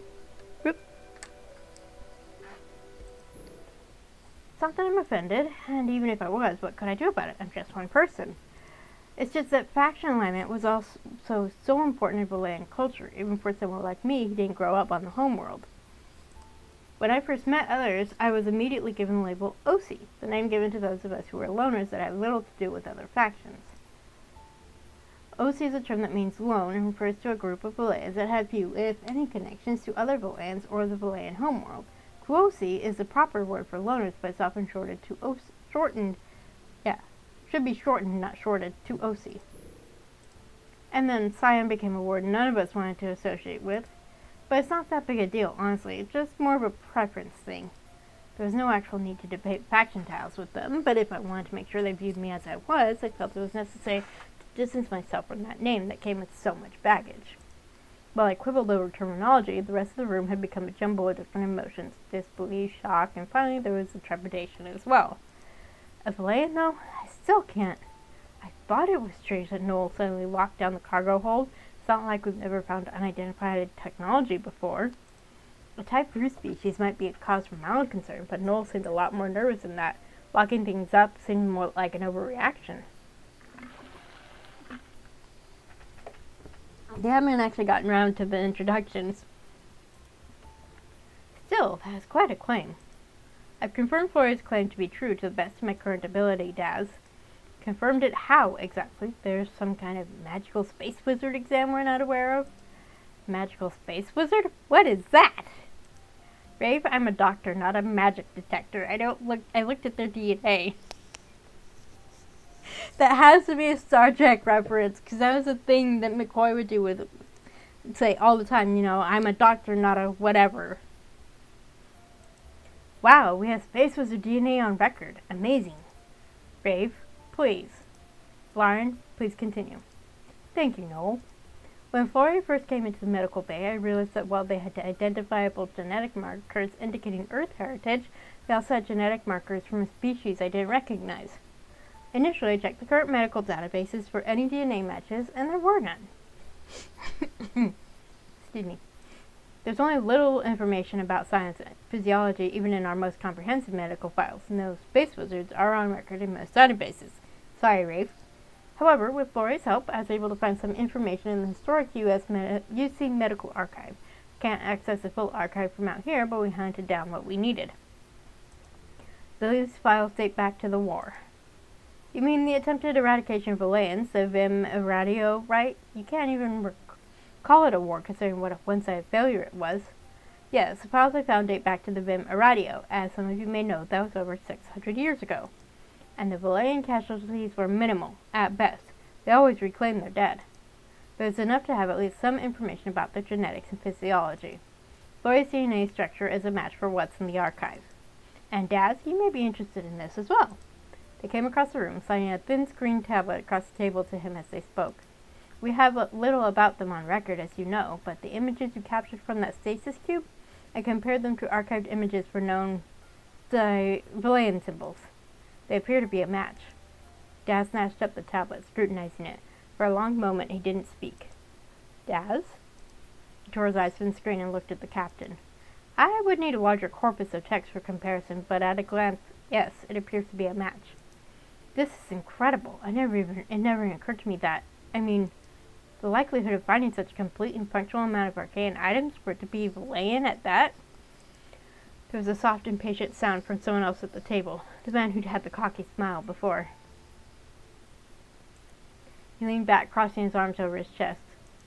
I don't mean to ruin the mood of shock and awe here, but what the hell is a scion, or a Valayan? Not all of us have studied ancient history, you know. There was a silence again, except my soft laugh. So great legacy of the Valayans really was crumbling. They used to be so revered, and now there were people who didn't even know who they were. I couldn't imagine how mortified my father would be to learn that. But I'd have to be satisfied just picturing his expression, I suppose. I'm afraid I also don't know much about science, Valayans either, just a name and a few other details. Things about the attempted eradication that Larry mentioned, I've heard of that. I know they tried to... He paused, looking away from me as he struggled to find a polite way to mention that. When they tried to take over the galaxy? I suppose that's what I'm referring to, yes. Someone let out a soft cough. Rafe, I thought. I didn't look at him, but I could feel the emotions rolling off him. They weren't turbulent like some of the others, but they were intense. Incredulity was at the forefront. Doubt, not contempt exactly, but he was quite unimpressed with the word scion. Regardless of why the radio happened, attempt is the operative word. It failed, of course. Badly. Not just because of their more advanced weapons, either. Valayans have psionic abilities that go beyond telepathy. Hard to fight someone with advanced precognition, among other things. Look, even if this kid is a scion or whatever, aren't you overblowing it? Just because it's shiny doesn't mean something we picked up off the ground belongs to an all-powerful and hyper-advanced race. We're not the ones who classify Valayans as Type 4, Rafe. That's just historical fact. Sure, I know how historical fact goes out here, especially when it comes to Archaeans. You hear the stories around outposts and stations we visit. We have literal records of the war. Yes, war happened, but do any of you think that if an Archaean species actually tried to take over the galaxy, any of us would still be here? I don't know how science sold the idea that we're all powerful demigods to the rest of us, but let's just say I have doubts. This shock and awe about some kid we found in a box is misplaced, is all I'm saying. Should I say something here? I had no idea how to even respond to any of that. What exactly are you basing that on? Common sense, Daz. I'm just saying there's no reason to get worked up. What most people think of when they hear Scion is probably a myth. Just some species scammed everyone into thinking they were more impressive than they were. Sound like people haven't tried that shit before. Glanced my way and shot me a humorless smile. No offense. How is that not offensive, Rafe? You just said their entire civilization is a scam. Okay, enough. I get what you're saying, Rafe, but Scions aren't deep space cryptids like the Seat or Galatia. If you want documentation of Valayans, there's plenty of it. They weren't fighting wraiths back then. Doesn't mean they were fighting space wizards either. No one said they were, but we have records of what their ships were like, and even if you don't believe those are accurate, Scion ships have been spotted off and on in deep space for years, and these accounts suggest they're not exactly on the same level as the rest of us. So people say. Well, it's true they haven't been relevant in galactic politics for a while, so we don't have many eyewitness accounts. They did just sort of disappear after their radio. No, wait, didn't they actually all... He glanced my way awkwardly. I mean, I read something about them dying out, somehow? His voice trailed into a mumble, and after a beat, he looked at the one who'd asked the question with an awkward smile. And that would have been centuries ago. That's probably why you don't hear much about it anymore, Asher. They haven't been around for a long time.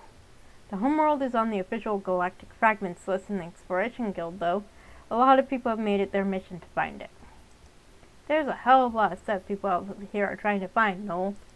I admit I honestly wasn't expecting to encounter an actual debate about not just my claim, but Valayans themselves. It's actually been interesting. No one had ever doubted the Valayans were, well, who they were, or that I was who I was. So annoyed at this part. Has anyone at this table seen any real evidence that the great and mighty Scions are actually more than a centuries-old overblown story?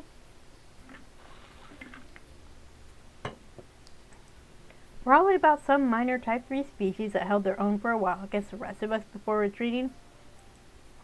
I raised my hand slightly, electing a glare from Rafe and a chuckle from Noel. I have.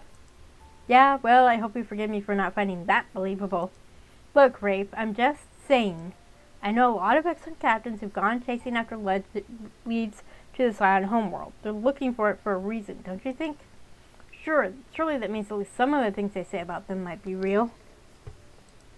Sure, and I'm sure the Amarian logos are also real. Also recognized by the guilds, yeah?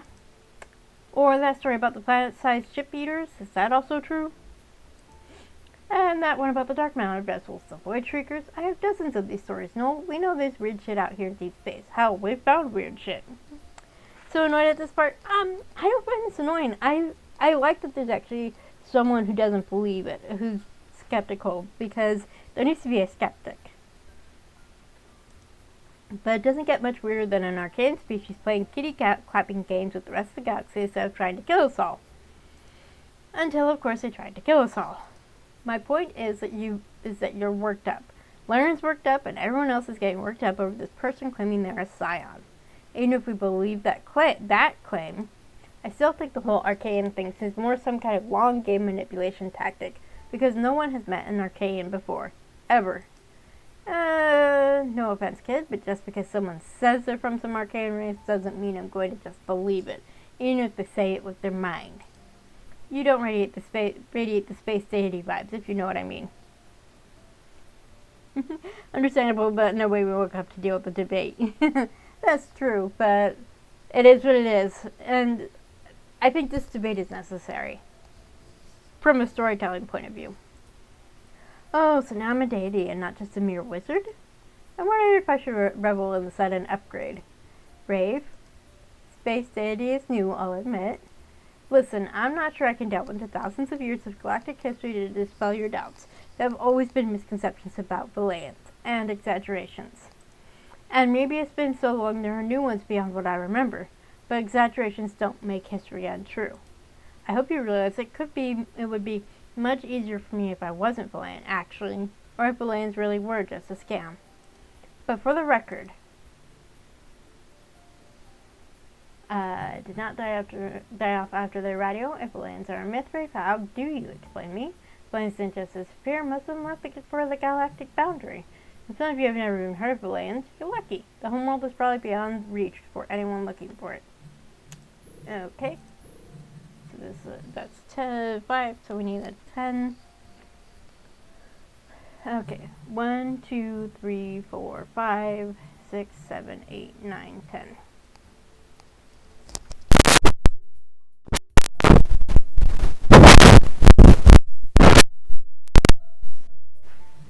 Valayans didn't just disappear, most into thin air. Then where did they go? There was an exodus of sorts after the war. It lasted several centuries, but was already winding down by the time I was put into stasis. I imagine most Valayans crossed the galactic boundary a long time ago. The rest have most likely fully retreated into Valayan space with no intentions to resurface. Galactic boundary. There is no hard edge, the galaxy, or a clearly defined region where the Milky Way stops. Rather, there is a wide, fuzzy boundary of gas and dark matter beyond the stellar disk, beyond which is the intergalactic medium, gaseous substance that exists between galaxies. Wormholes cannot tunnel through the intergalactic medium, and virtuosos cannot pull space through it, as they cannot hear star sign. For this reason, travel between galaxies is currently thought to be impossible. Or they're still wandering aimlessly.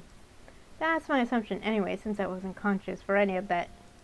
I suppose an attempted eradication does make it seem you've worn out your welcome. I'd have left too, but is that really why you're suggesting they left, the radio? I was going to, probably, after the homeworld had to step in and force the Nostrana to back down. I think a lot of people just felt it was time to leave. Nostrana is a tenure term that means castaway and refers to a group of Valayans that were exiled from Valayan space. It's adopted into common use from Tenyu, one of several Valayan languages. If you two would stop talking over me... Oh, you were still talking? Lyokine Daz... No, yeah. Lyokine Daz, will you let me talk? There's no direct translation for kin, but the entire expletive is used similarly to the English phrase, God damn it. Weren't you just going to say something sarcastic again? No. Fine, crossing the intergalactic medium is impossible. That's what I was going to say. Uh-huh. Anyway, that's for us, not for Archaeans, not for Valayans. Definitely getting a family vibe here. They've known each other for a while, this crew. I hope you realize one of the reasons people seek the Valayan homeworld is because it's rumored to house an artificial wormhole capable of traversing across galaxies. A transgalactic wormhole? Really, Daz? Who the hell believes something like that? This is why I can't take anything about this species seriously. They always have an outlandish solution for everything.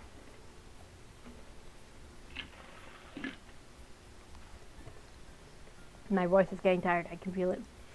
If they're not showing up from the deep to devour planets or something, they're traipsing through the universe in transgalactic wormholes they somehow create artificially.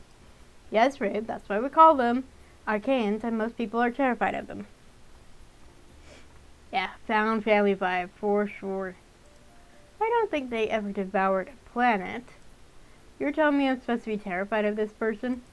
I much prefer people to not be terrified of me. But people are, because of the name. A name you're trying to attach to yourself, and you are attached to a discovery this ship has made. Ah, so that was why he was pushing back so hard. I don't want to cause problems for your ship, but I can't change my heritage or history. I could have hidden it, if that would have been preferable. It's not preferable to me, or objectively. It's useful to know what we have in our cargo hold.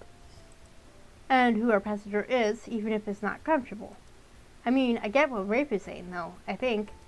Your people don't sound like other Archaeans at all, and bad nurse people, yeah? The only arcanes I know of are supposedly terrifying tentacle monsters who can trample the rest of us like we're nothing. I don't think they actually have tentacles, Asher. Listen, arcanes aren't normal by your standards, and Valyans aren't normal by arcane standards. Your confusion stems from that, I assume. Some of the trepidation people have about them as well. A lot of people may only remember them anymore for the war than Nostrana started, but it wasn't always like that. Valyans used to be thought of as guides, you know? Huh. For a second I thought you said gods. You're the one that's been calling me that since I arrived.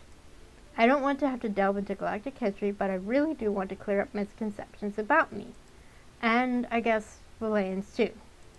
They are what you would call a Type 4 species. And that often has a lot to do with individuals and a species development as a whole. So yes, we are quite normal as individuals, and Valyans were atypical for an archaean race as well. For one thing, it's true that Valyans didn't do the one thing most hyper-advanced species do, because Valyans stayed, and they continued to interact with others. Like you said, most species reach a point of technological advancement or biological evaluation where they stop interacting with those less advanced than they are. When that happens, their presence fades from the forefront of galactic affairs. It's not that they really vanish, they just don't make themselves known as much. What those species spend their time doing is up for debate. I mean, maybe they ascend to higher planes or whatever. Or if you listen to old space captains, they just loiter around in the dark corners of the galaxy waiting to bite anyone who stumbles too close. I mean, that's kind of what the Q Continuum did. I mean, you do what you need to do to stave off the boredom, I guess. Though I've never learned anywhere to bite anyone if it makes you feel better. I mean, yeah, as a virtuoso, you learn real fast to avoid certain paces in space-time. You can't just feel that they're off. The music gets weird out there. I get it. Oh. Phooey. Most Archaeans are so bizarre and so different that even if they want to interact, people know better than to do it. Well, I don't know about that. I mean, we're out here poking every supposedly dead world we find with a stick. I gave Laren an amused look when he said that. Scientists know better, eh? They just shook their head. So why didn't your people get impossibles to interact with like the others? You got telepathy and glowing cubes and precognition, but you couldn't bear to stop hanging out with the rest of us plain old Type 2 sorts? I mean, some of us are pretty attractive. Maybe that's why, or maybe Valyans are just nosy. I can't say. I didn't grow up on the Valyan homeworld. I grew up in a Terran colony. I spent some time on Valaya as an adult, so I could scrape away some of the mystique, maybe reveal a little of the weak underbelly. That's all. People are in awe of archaeans because they're uncommon, because they're powerful, because not every species makes it that far. And yeah, if a species can survive long enough, they'd reach a point of doing increasingly ridiculous things like harnessing artificial black holes to power their ships. Reference to the Romulans, anyone? Or traversing galactic filaments until they resonate so strongly with dark matter they become beings of pure energy. A lot of times they just can't relate to younger species anymore, if they're even still aware of them. If you tell me we have some kind of goddamn micro-singularity somewhere in our cargo hold, I'm spacing the entire hull right now. I mean, probably not. I'd assume anyway. Look, the point is, you can view Valyans however you want, archaeans or an exaggeration, it doesn't matter to me. But whatever else is true, they manage to hold on to whatever it is archaeans lose that make them so dangerous, for better or worse. That's what set them apart. The fact that Valyans aren't like the archaeans you know is why there's so much more rumor and myth and exaggeration regarding them. People did see them, interact with them, saw enough of what they could do to be more than just terrified and wary of them. You found something relating to them, so you're not going to avoid that reputation just because you don't want to acknowledge it. I'm sorry. Gloria is right about all that. Remember, we've logged 187 archaean species and over half are extinct or just gone. Only remnants left.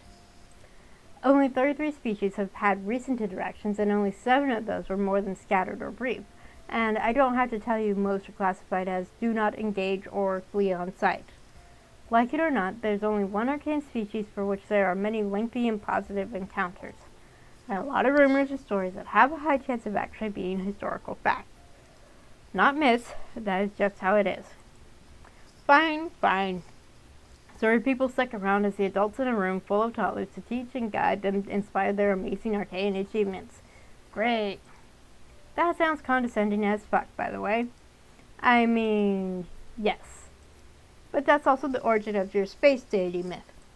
Apparently, back then, when a new race would make it to the stars, they'd hear about Valayans everywhere as these great teachers shrouded in mystery. Even if many interactions were brief or indirect, they had a hand in the development of thousands of species. They saw it as their duty or whatever. But they say at some point the Valayans just withdrew into their space, and the homeworld ceased interactions with others, just like other Archaeans. They abandoned the rest of us. Okay. Not all of them retreated. Many actually left to integrate with other species, or would wander the galaxy doing, whatever. This is also where part of the disconnect comes in. Many did live among other races normally for a time. So you had this great arcane myth, monolith, as well as these lone individuals who weren't that different from everyone else. Of course, that was until one faction decided it was time to conquer the toddlers for their own good. As one does, I suppose. As one does when they think they know best. If it was just one small group that started that war, why did everyone get blamed? Perceived apathy, I guess? The Nestrana just expanded and expanded, taking world after world under their control, destroying anyone who wouldn't bow to them. They obliterated that veneer of being gentle guides in one swoop, but people petitioned the homeworld for help. And they didn't get it. The homeworld refused to intervene. Every major battle against the Nestrana was a loss for the UC or anyone else. Until the homeworld finally decided to step in, and then it was over in an instant. Of course people were mad. Over a century of suffering, and Valaya could have ended at any time. And then the rest of them disappeared too. Just ran away the moment they fell from grace. So much for being all-powerful.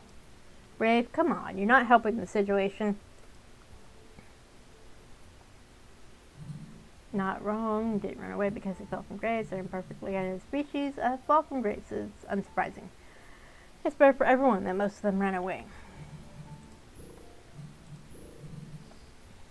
1, 2, 3, 4, 5, 6, 7, 8, 9, 10.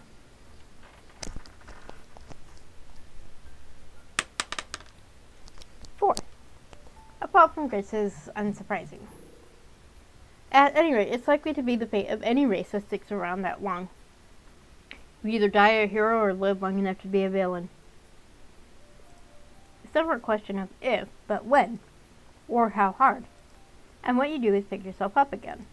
I don't know if they did the right thing when they left, but I think they'd made the decision long before it would be better for everyone if they did. So now they're gone. Mostly. And they're gone-ish. I can respect that kind of decision, though I think others might have preferred for them to try and make amends first, or help rebuild. Maybe they thought it would make things worse. The line between helping and controlling is pretty thin, so maybe they didn't trust themselves to balance it. I'm not sure I'd have trusted them either. Sometimes it's better to fade away. Anyway, I don't want to rehash history. I just want to hopefully explain myself a little. Arcane is just a label you get when your toys are fancy enough, and when you get too grown up to remember why you even liked those toys in the first place. Yeah, and then you use your fancy toys to try to conquer the galaxy because you outgrew it. You don't always do it. Not every individual does that. That's fair enough. No one here is going to hold you accountable for something that happened centuries ago. You're not here to answer for that, though I appreciate your perspective on it. The whole reason we're here is because we stumbled on a collection of those fancy toys, and the owner of those toys sleeping in the midst of it. Which brings me to another question I need to know the answer to, Flore. Why were you in that stasis unit, and in a place like that? Well, that's a good question. I wish I could answer it, but I can't. All I can tell you is that a little under 5 centuries ago, someone shoved me in a stasis cube against my will. Guess he left me there after I was asleep. But why would anyone do that? Who knows why that bastard does the things he does? I wish I could answer that too. I guess that's not helpful. I tapped my fingers on the table, trying to formulate a somewhat reasonable response. My father's ship showed up out of nowhere one day. He was leaving with the others, one of the last ships from the homeworld, apparently. I had already told him I wouldn't go with him. Everything that was important to me was in this galaxy. I thought he'd come to say goodbye. It turns out that no. No, he was not just saying goodbye. He was planning to shove me in a cube and make me sleep in a black hole for a few centuries. Aren't planes supposed to be able to see the future? How'd you miss that one? Rafe! I mean, fair. I'm sure your faith in the almighty space wizards has been shaken, but never fear. I'm generally really bad at being a Valayan, so it only gets worse from here. My smile faded and I let out a soft sigh. I don't know what my father was thinking, Captain Romero. I wish I did. I can't even begin to guess. I do know that sometimes when someone can see the paths ahead, they're convinced they know what's best for others. And they can be very adamant about making sure you walk down the path they think is best for you. And that is one big flaw of Valayans. It's literally why the Nostrana tried to take over, too. And I can only assume my father's motivation was something like that. I wish I could give you a more definitive answer, explain what he had in mind. I genuinely don't know. I am still very grateful to you for waking me up and caring for me. Once you heard who I might be, I can only imagine the situation felt so much more complex than you anticipated. Unfortunately, I have to say that sometimes goes hand in hand with being Valayan, even partially, but you could have shoved me out the airlock and didn't, so, I can assure you there was never a threat of that. But you're not wrong. The truth is no one has ever recovered anything quite like this. Which means we have a cargo hold full of incredibly hot items half the galaxy would probably like to get their hands on. That does seem kind of annoying. You could still push it out an airlock, or just decompress the cargo hold. I won't judge. I would kind of like to know what we're dealing with first. For what it's worth, I doubt anything that was left behind with me is dangerous. Aside from the stasis unit itself, there may not be much of value in your cargo hold. Or maybe that's not good news for you, actually, depending on how you look at it. Either way, I'm sorry for the trouble this has caused you. I really am. I would appreciate not being dropped off somewhere with the Valayan contraband as a result, though. The captain's eyes went wide and he let out a sigh, one hand going to his forehead. No, you have nothing to apologize for. No one is dropping you off anywhere. No one is getting pushed out of an airlock. That's not... I know I put you on the spot here. I wanted to talk with you and thought if I was sneaking around and doing it without involving anyone, it would heighten tensions. Hope you know you aren't required to justify your existence to us. This isn't a trial. We went to that dark world looking for something interesting, and we found it. You didn't ask to be here. And you didn't ask for me to be here either. But I am here. I've been awake for barely 2 days, and I'm already making life difficult for everyone. Typical Valayan. At the very least, I can promise I don't intend to start any intergalactic wars now that I'm here.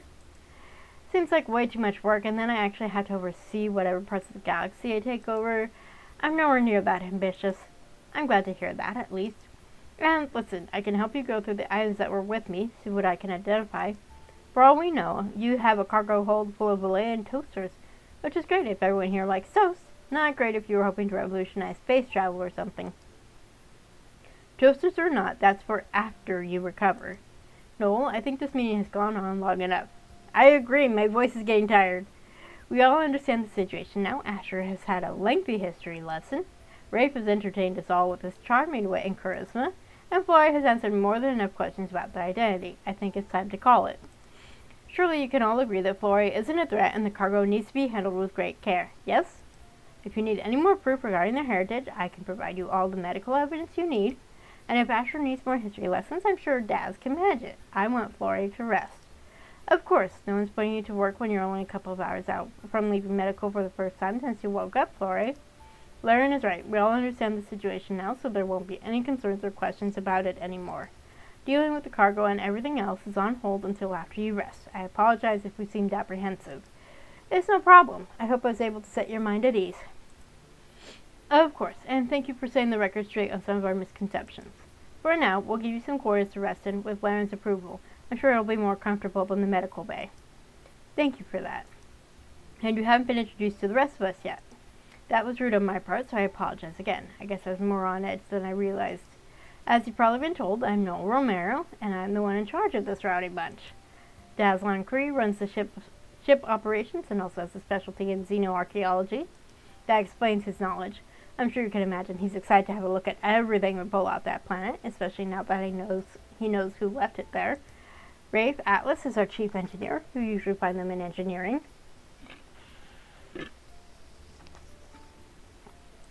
And Urin Layden is our life support specialist and is a xenobotanist as well. That explains his interest in plants. Oh, it's almost over? I thought it would take longer, but if it's almost over, then I'll tough it out. Asher Dioscuri is a virtuoso and is our ship's pilot. There's also Kato Rui, our tactical expert and armory officer. I believe you've met Gates Reiner and Fraser already. There are a few others. Cam Alexi, our assistant engineer, for one. But you can meet her later. We have a few that never leave the labs, and I have no idea when you'll even see that bunch. Overall, the Ophelia has a crew complement of 15, so there aren't a lot of us. I'm sure you'll meet everyone in time. I look forward to it. And with that, I think it's time to let Floria get to their quarters. They've been up and about for a while. I imagine they're hungry as well. The body needs a lot of calories when coming out of hibernation, so I want to get that handled quickly too. Understood. We don't want to add any stress to what I'm sure is already a trying situation. Thank you for your willingness to come down and explain your situation to everyone. To me. Of course, it is your ship after all. If you don't mind, I'll take you down to one of the guest rooms. They're pretty close to Minical, which is probably best for now. I'd like to keep you close to Laren for the time being. That sounds good. Thank you, Captain. He pushed his chair back as the others stood and started to file out. I stood as well, swaying as a bout of dizziness washed over me. Hey! Hey! You need a hand? One of his arms went around my shoulders as I pressed my palms against the top of the table, waiting for it to pass. No, I'm fine. Just occasional dizziness still. Nothing to worry about. You sure I can carry you? The demo only got prologue in chapter 1. Okay. He stumbled over that in the most entertaining way, and I most definitely declined while holding in the smile. Making the captain act as a beast of burden was beyond even me.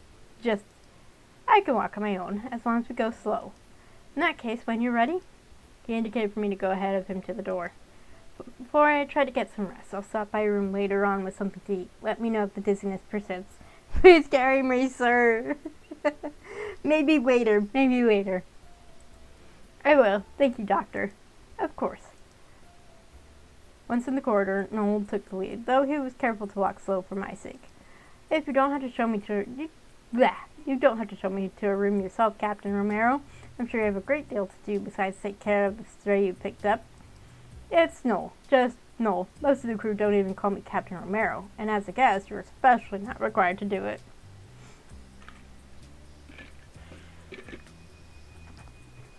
His attitude is so different from Calderon in Andromeda 6, but it's a different situation, too. Noel, then. And I'm not that busy at the moment. Besides, I guess I want to talk to you a little, too. Just you and me, though I don't want to overwhelm you right after waking up. I'm not feeling terribly overwhelmed, don't worry. Did you want to speak with me about anything in particular? I wasn't sensing animosity from him, nor trepidation, really. More like guilt. But why would he be feeling guilty? Grabbed the back of his neck as if struggling to find words. I don't know how to say it. I guess I'm a little conscious of the fact that you're here because of my decision. I ordered your stasis cube pulled off that world, after all. Hell, I was the one that ordered us inside the event horizon in the first place. And because of me, Daz woke you up. None of that was done with your consent. I did not write down any of my decisions. I'll have to double check that later. It's hard to consent when you're unconscious.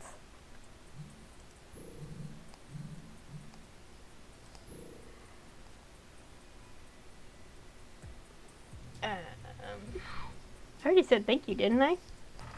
Okay. Back to the dice. 1, 2, 3, 4.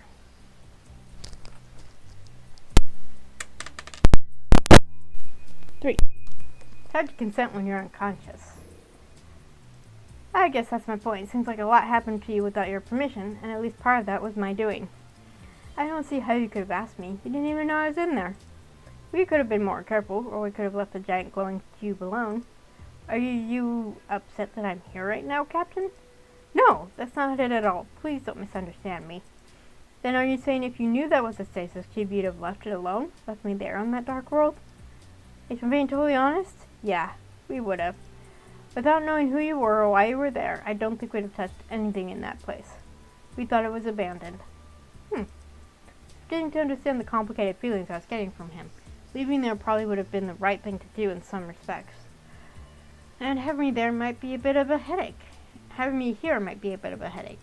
But whether or not I consented to being here, I sure as hell didn't want to be in that cube any more than he wanted me on his ship. No, that's not fair. He wasn't lying when he said he wasn't upset I was here. I couldn't frame it like he didn't want me aboard. It wasn't that simple. It never was. Listen, Captain. No, I wasn't put in that cube with my consent either. I'd rather be here than locked away in a dark world with time passing me by. 500 years is a blink of an eye in the grand scheme of things, but it's a long time for most of us. Too long. So I'm glad you woke me up. I'm glad you didn't know what the cube was, and I'm glad to be awake. I hope that helps with the guilt you may be feeling about having disturbed my slumber or whatever it is you're concerned about. It's funny, I don't normally worry about this stuff. It's all just part of the job. We explore, we study, we find things that have been forgotten, things that haven't been discovered yet. Like millions of other people across the galaxy, it's not even that unique a job. But never in my life did I imagine we'd pull a person out of a place like that, much less someone like you. I'm not as interesting as my unusual heritage might suggest.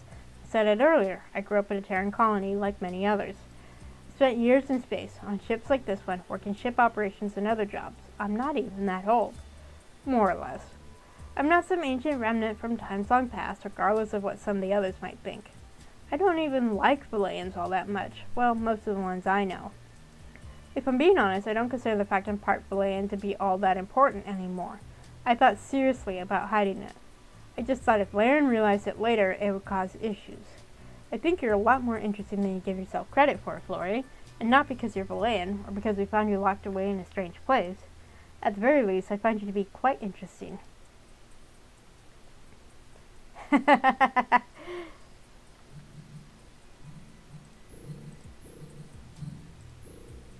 Flattered, naturally. A bit of warmth rose to my cheeks as a smile crossed my face. I knew he didn't mean anything by that, but, well, compliments from attractive men were always welcome. The captain stopped in front of one of the many doors lining the corridor, but for this one he set his hand on a panel next to it, causing the door to slide open. And here we are, your quarters, close to medical, as I mentioned.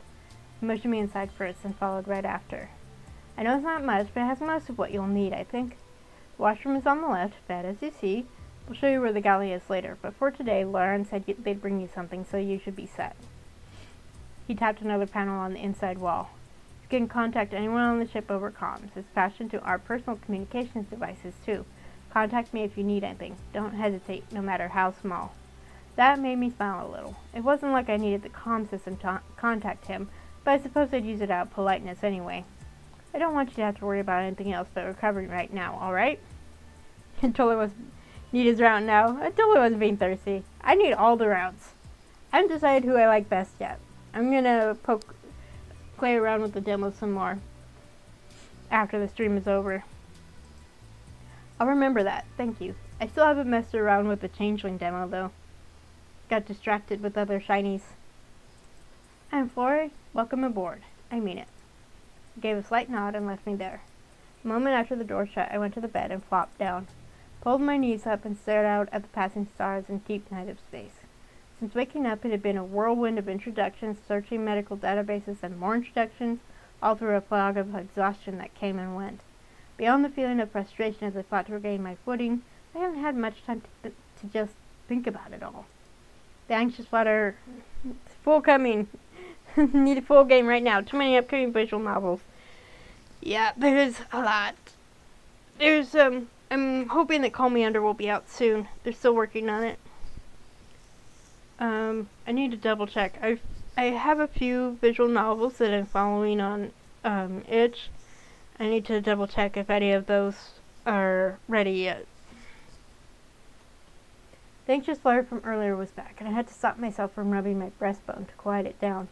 Within the moments where the gravity of the situation resurfaced and I realized just what had happened, there was so much quiet regret. There was even room for shards of frustrated amusement. I suspected there would be less and less of it as reality set in. In fact, now that I had time to ruminate on it, the anger was back. If I wasn't so tired, I would have an amazing tantrum over this. That shitty father.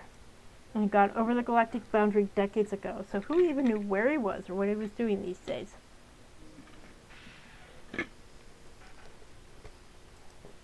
couldn't even hunt him down and yell at him. glared outside, wondering just what his plan had been when he locked me in that stupid place. Whatever words he'd been trying to say back then were so broken and fuzzy, I'd never recall them. Something about my path. I would do something. Thought he'd said something like that. But I would do what? Was he trying to imply he had some sort of plan when he did this? Changeling Dark Nights.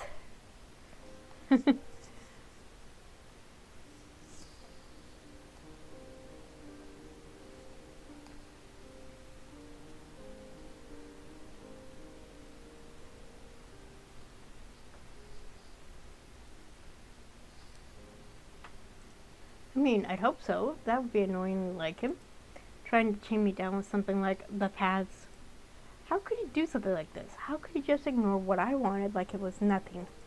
500 years. It had been 500 years. A span of time that meant nothing to him and everything to me. He really is driving hard to ensure I hate him, isn't he? I leaned back, letting my head rest against the wall behind me, blowing a long stream of air from my lips as I let my arms drape over my knees. I'd been working on a predominantly Terran vessel before going into stasis. The average Terran lifespan was 150 years back then, and I slept for so much longer. Everyone I knew would be dead by now. Even a few of the others with longer lifespans would be gone. Even if it wasn't the case, it wasn't like I could show up on their doorsteps after 5 centuries. I jumped around too much to have many close friends, but the ones I did have couldn't even grieve properly now. For me, it was like seeing them a week ago. How could I reconcile that with the fact that it had been centuries ago? They'd gone on to have lives, families, and I missed everything. Father had decided that for me, just like that. I was in the wrong place in time from his perspective, so he put me on ice for 500 years to relocate me. Valayans were always like that, all of them, walking through the ruins of everyone's lives with just enough self-loathing to believe it was a noble sacrifice. That's why I hate you people. And all I could do was pick up the pieces, read up on what I'd missed, look at my friends and how they died. Maybe burn a candle for them in the long dark. And keep going. I lay on my side, finally shutting my eyes as I thought about the washroom and the shower. Maybe I'd see about reading up on what I'd missed out on after I rested. Just for a little while. And that's it. We'll begin full-time development closer to the end of 2023 after Steamberry's current project Gilded Shadows completes, which it has. Follow Steamberry Studio on itch, join them on Patreon, and they also have a Tumblr. Thank you to all current supporters who've endured all my late night and weekend ramblings about this project and these characters, and thank you to everyone who paid attention and offered their feedback and advice. And Jen, because I would have released this at this time without her. So that's it, and my voice is saying that's enough. Okay, so next week we will play A Fairy's Tale, or at least start it. I'm assuming there's more to it. And of course I will be keeping track so I can so I know when it's available. I will probably end up buying Changeling sometime over the summer and eventually stream that. I don't know beyond that. We'll see. So I'm hoping to stream again on Wednesday. Hopefully I'll start at 12 like I'm supposed to instead of an hour later like I did last week. But it was worth going ahead and streaming. I will probably finish the Worgen Starting Zone on Wednesday. It's very close to the end. And yeah. And then I haven't quite decided what I'm going to do after that.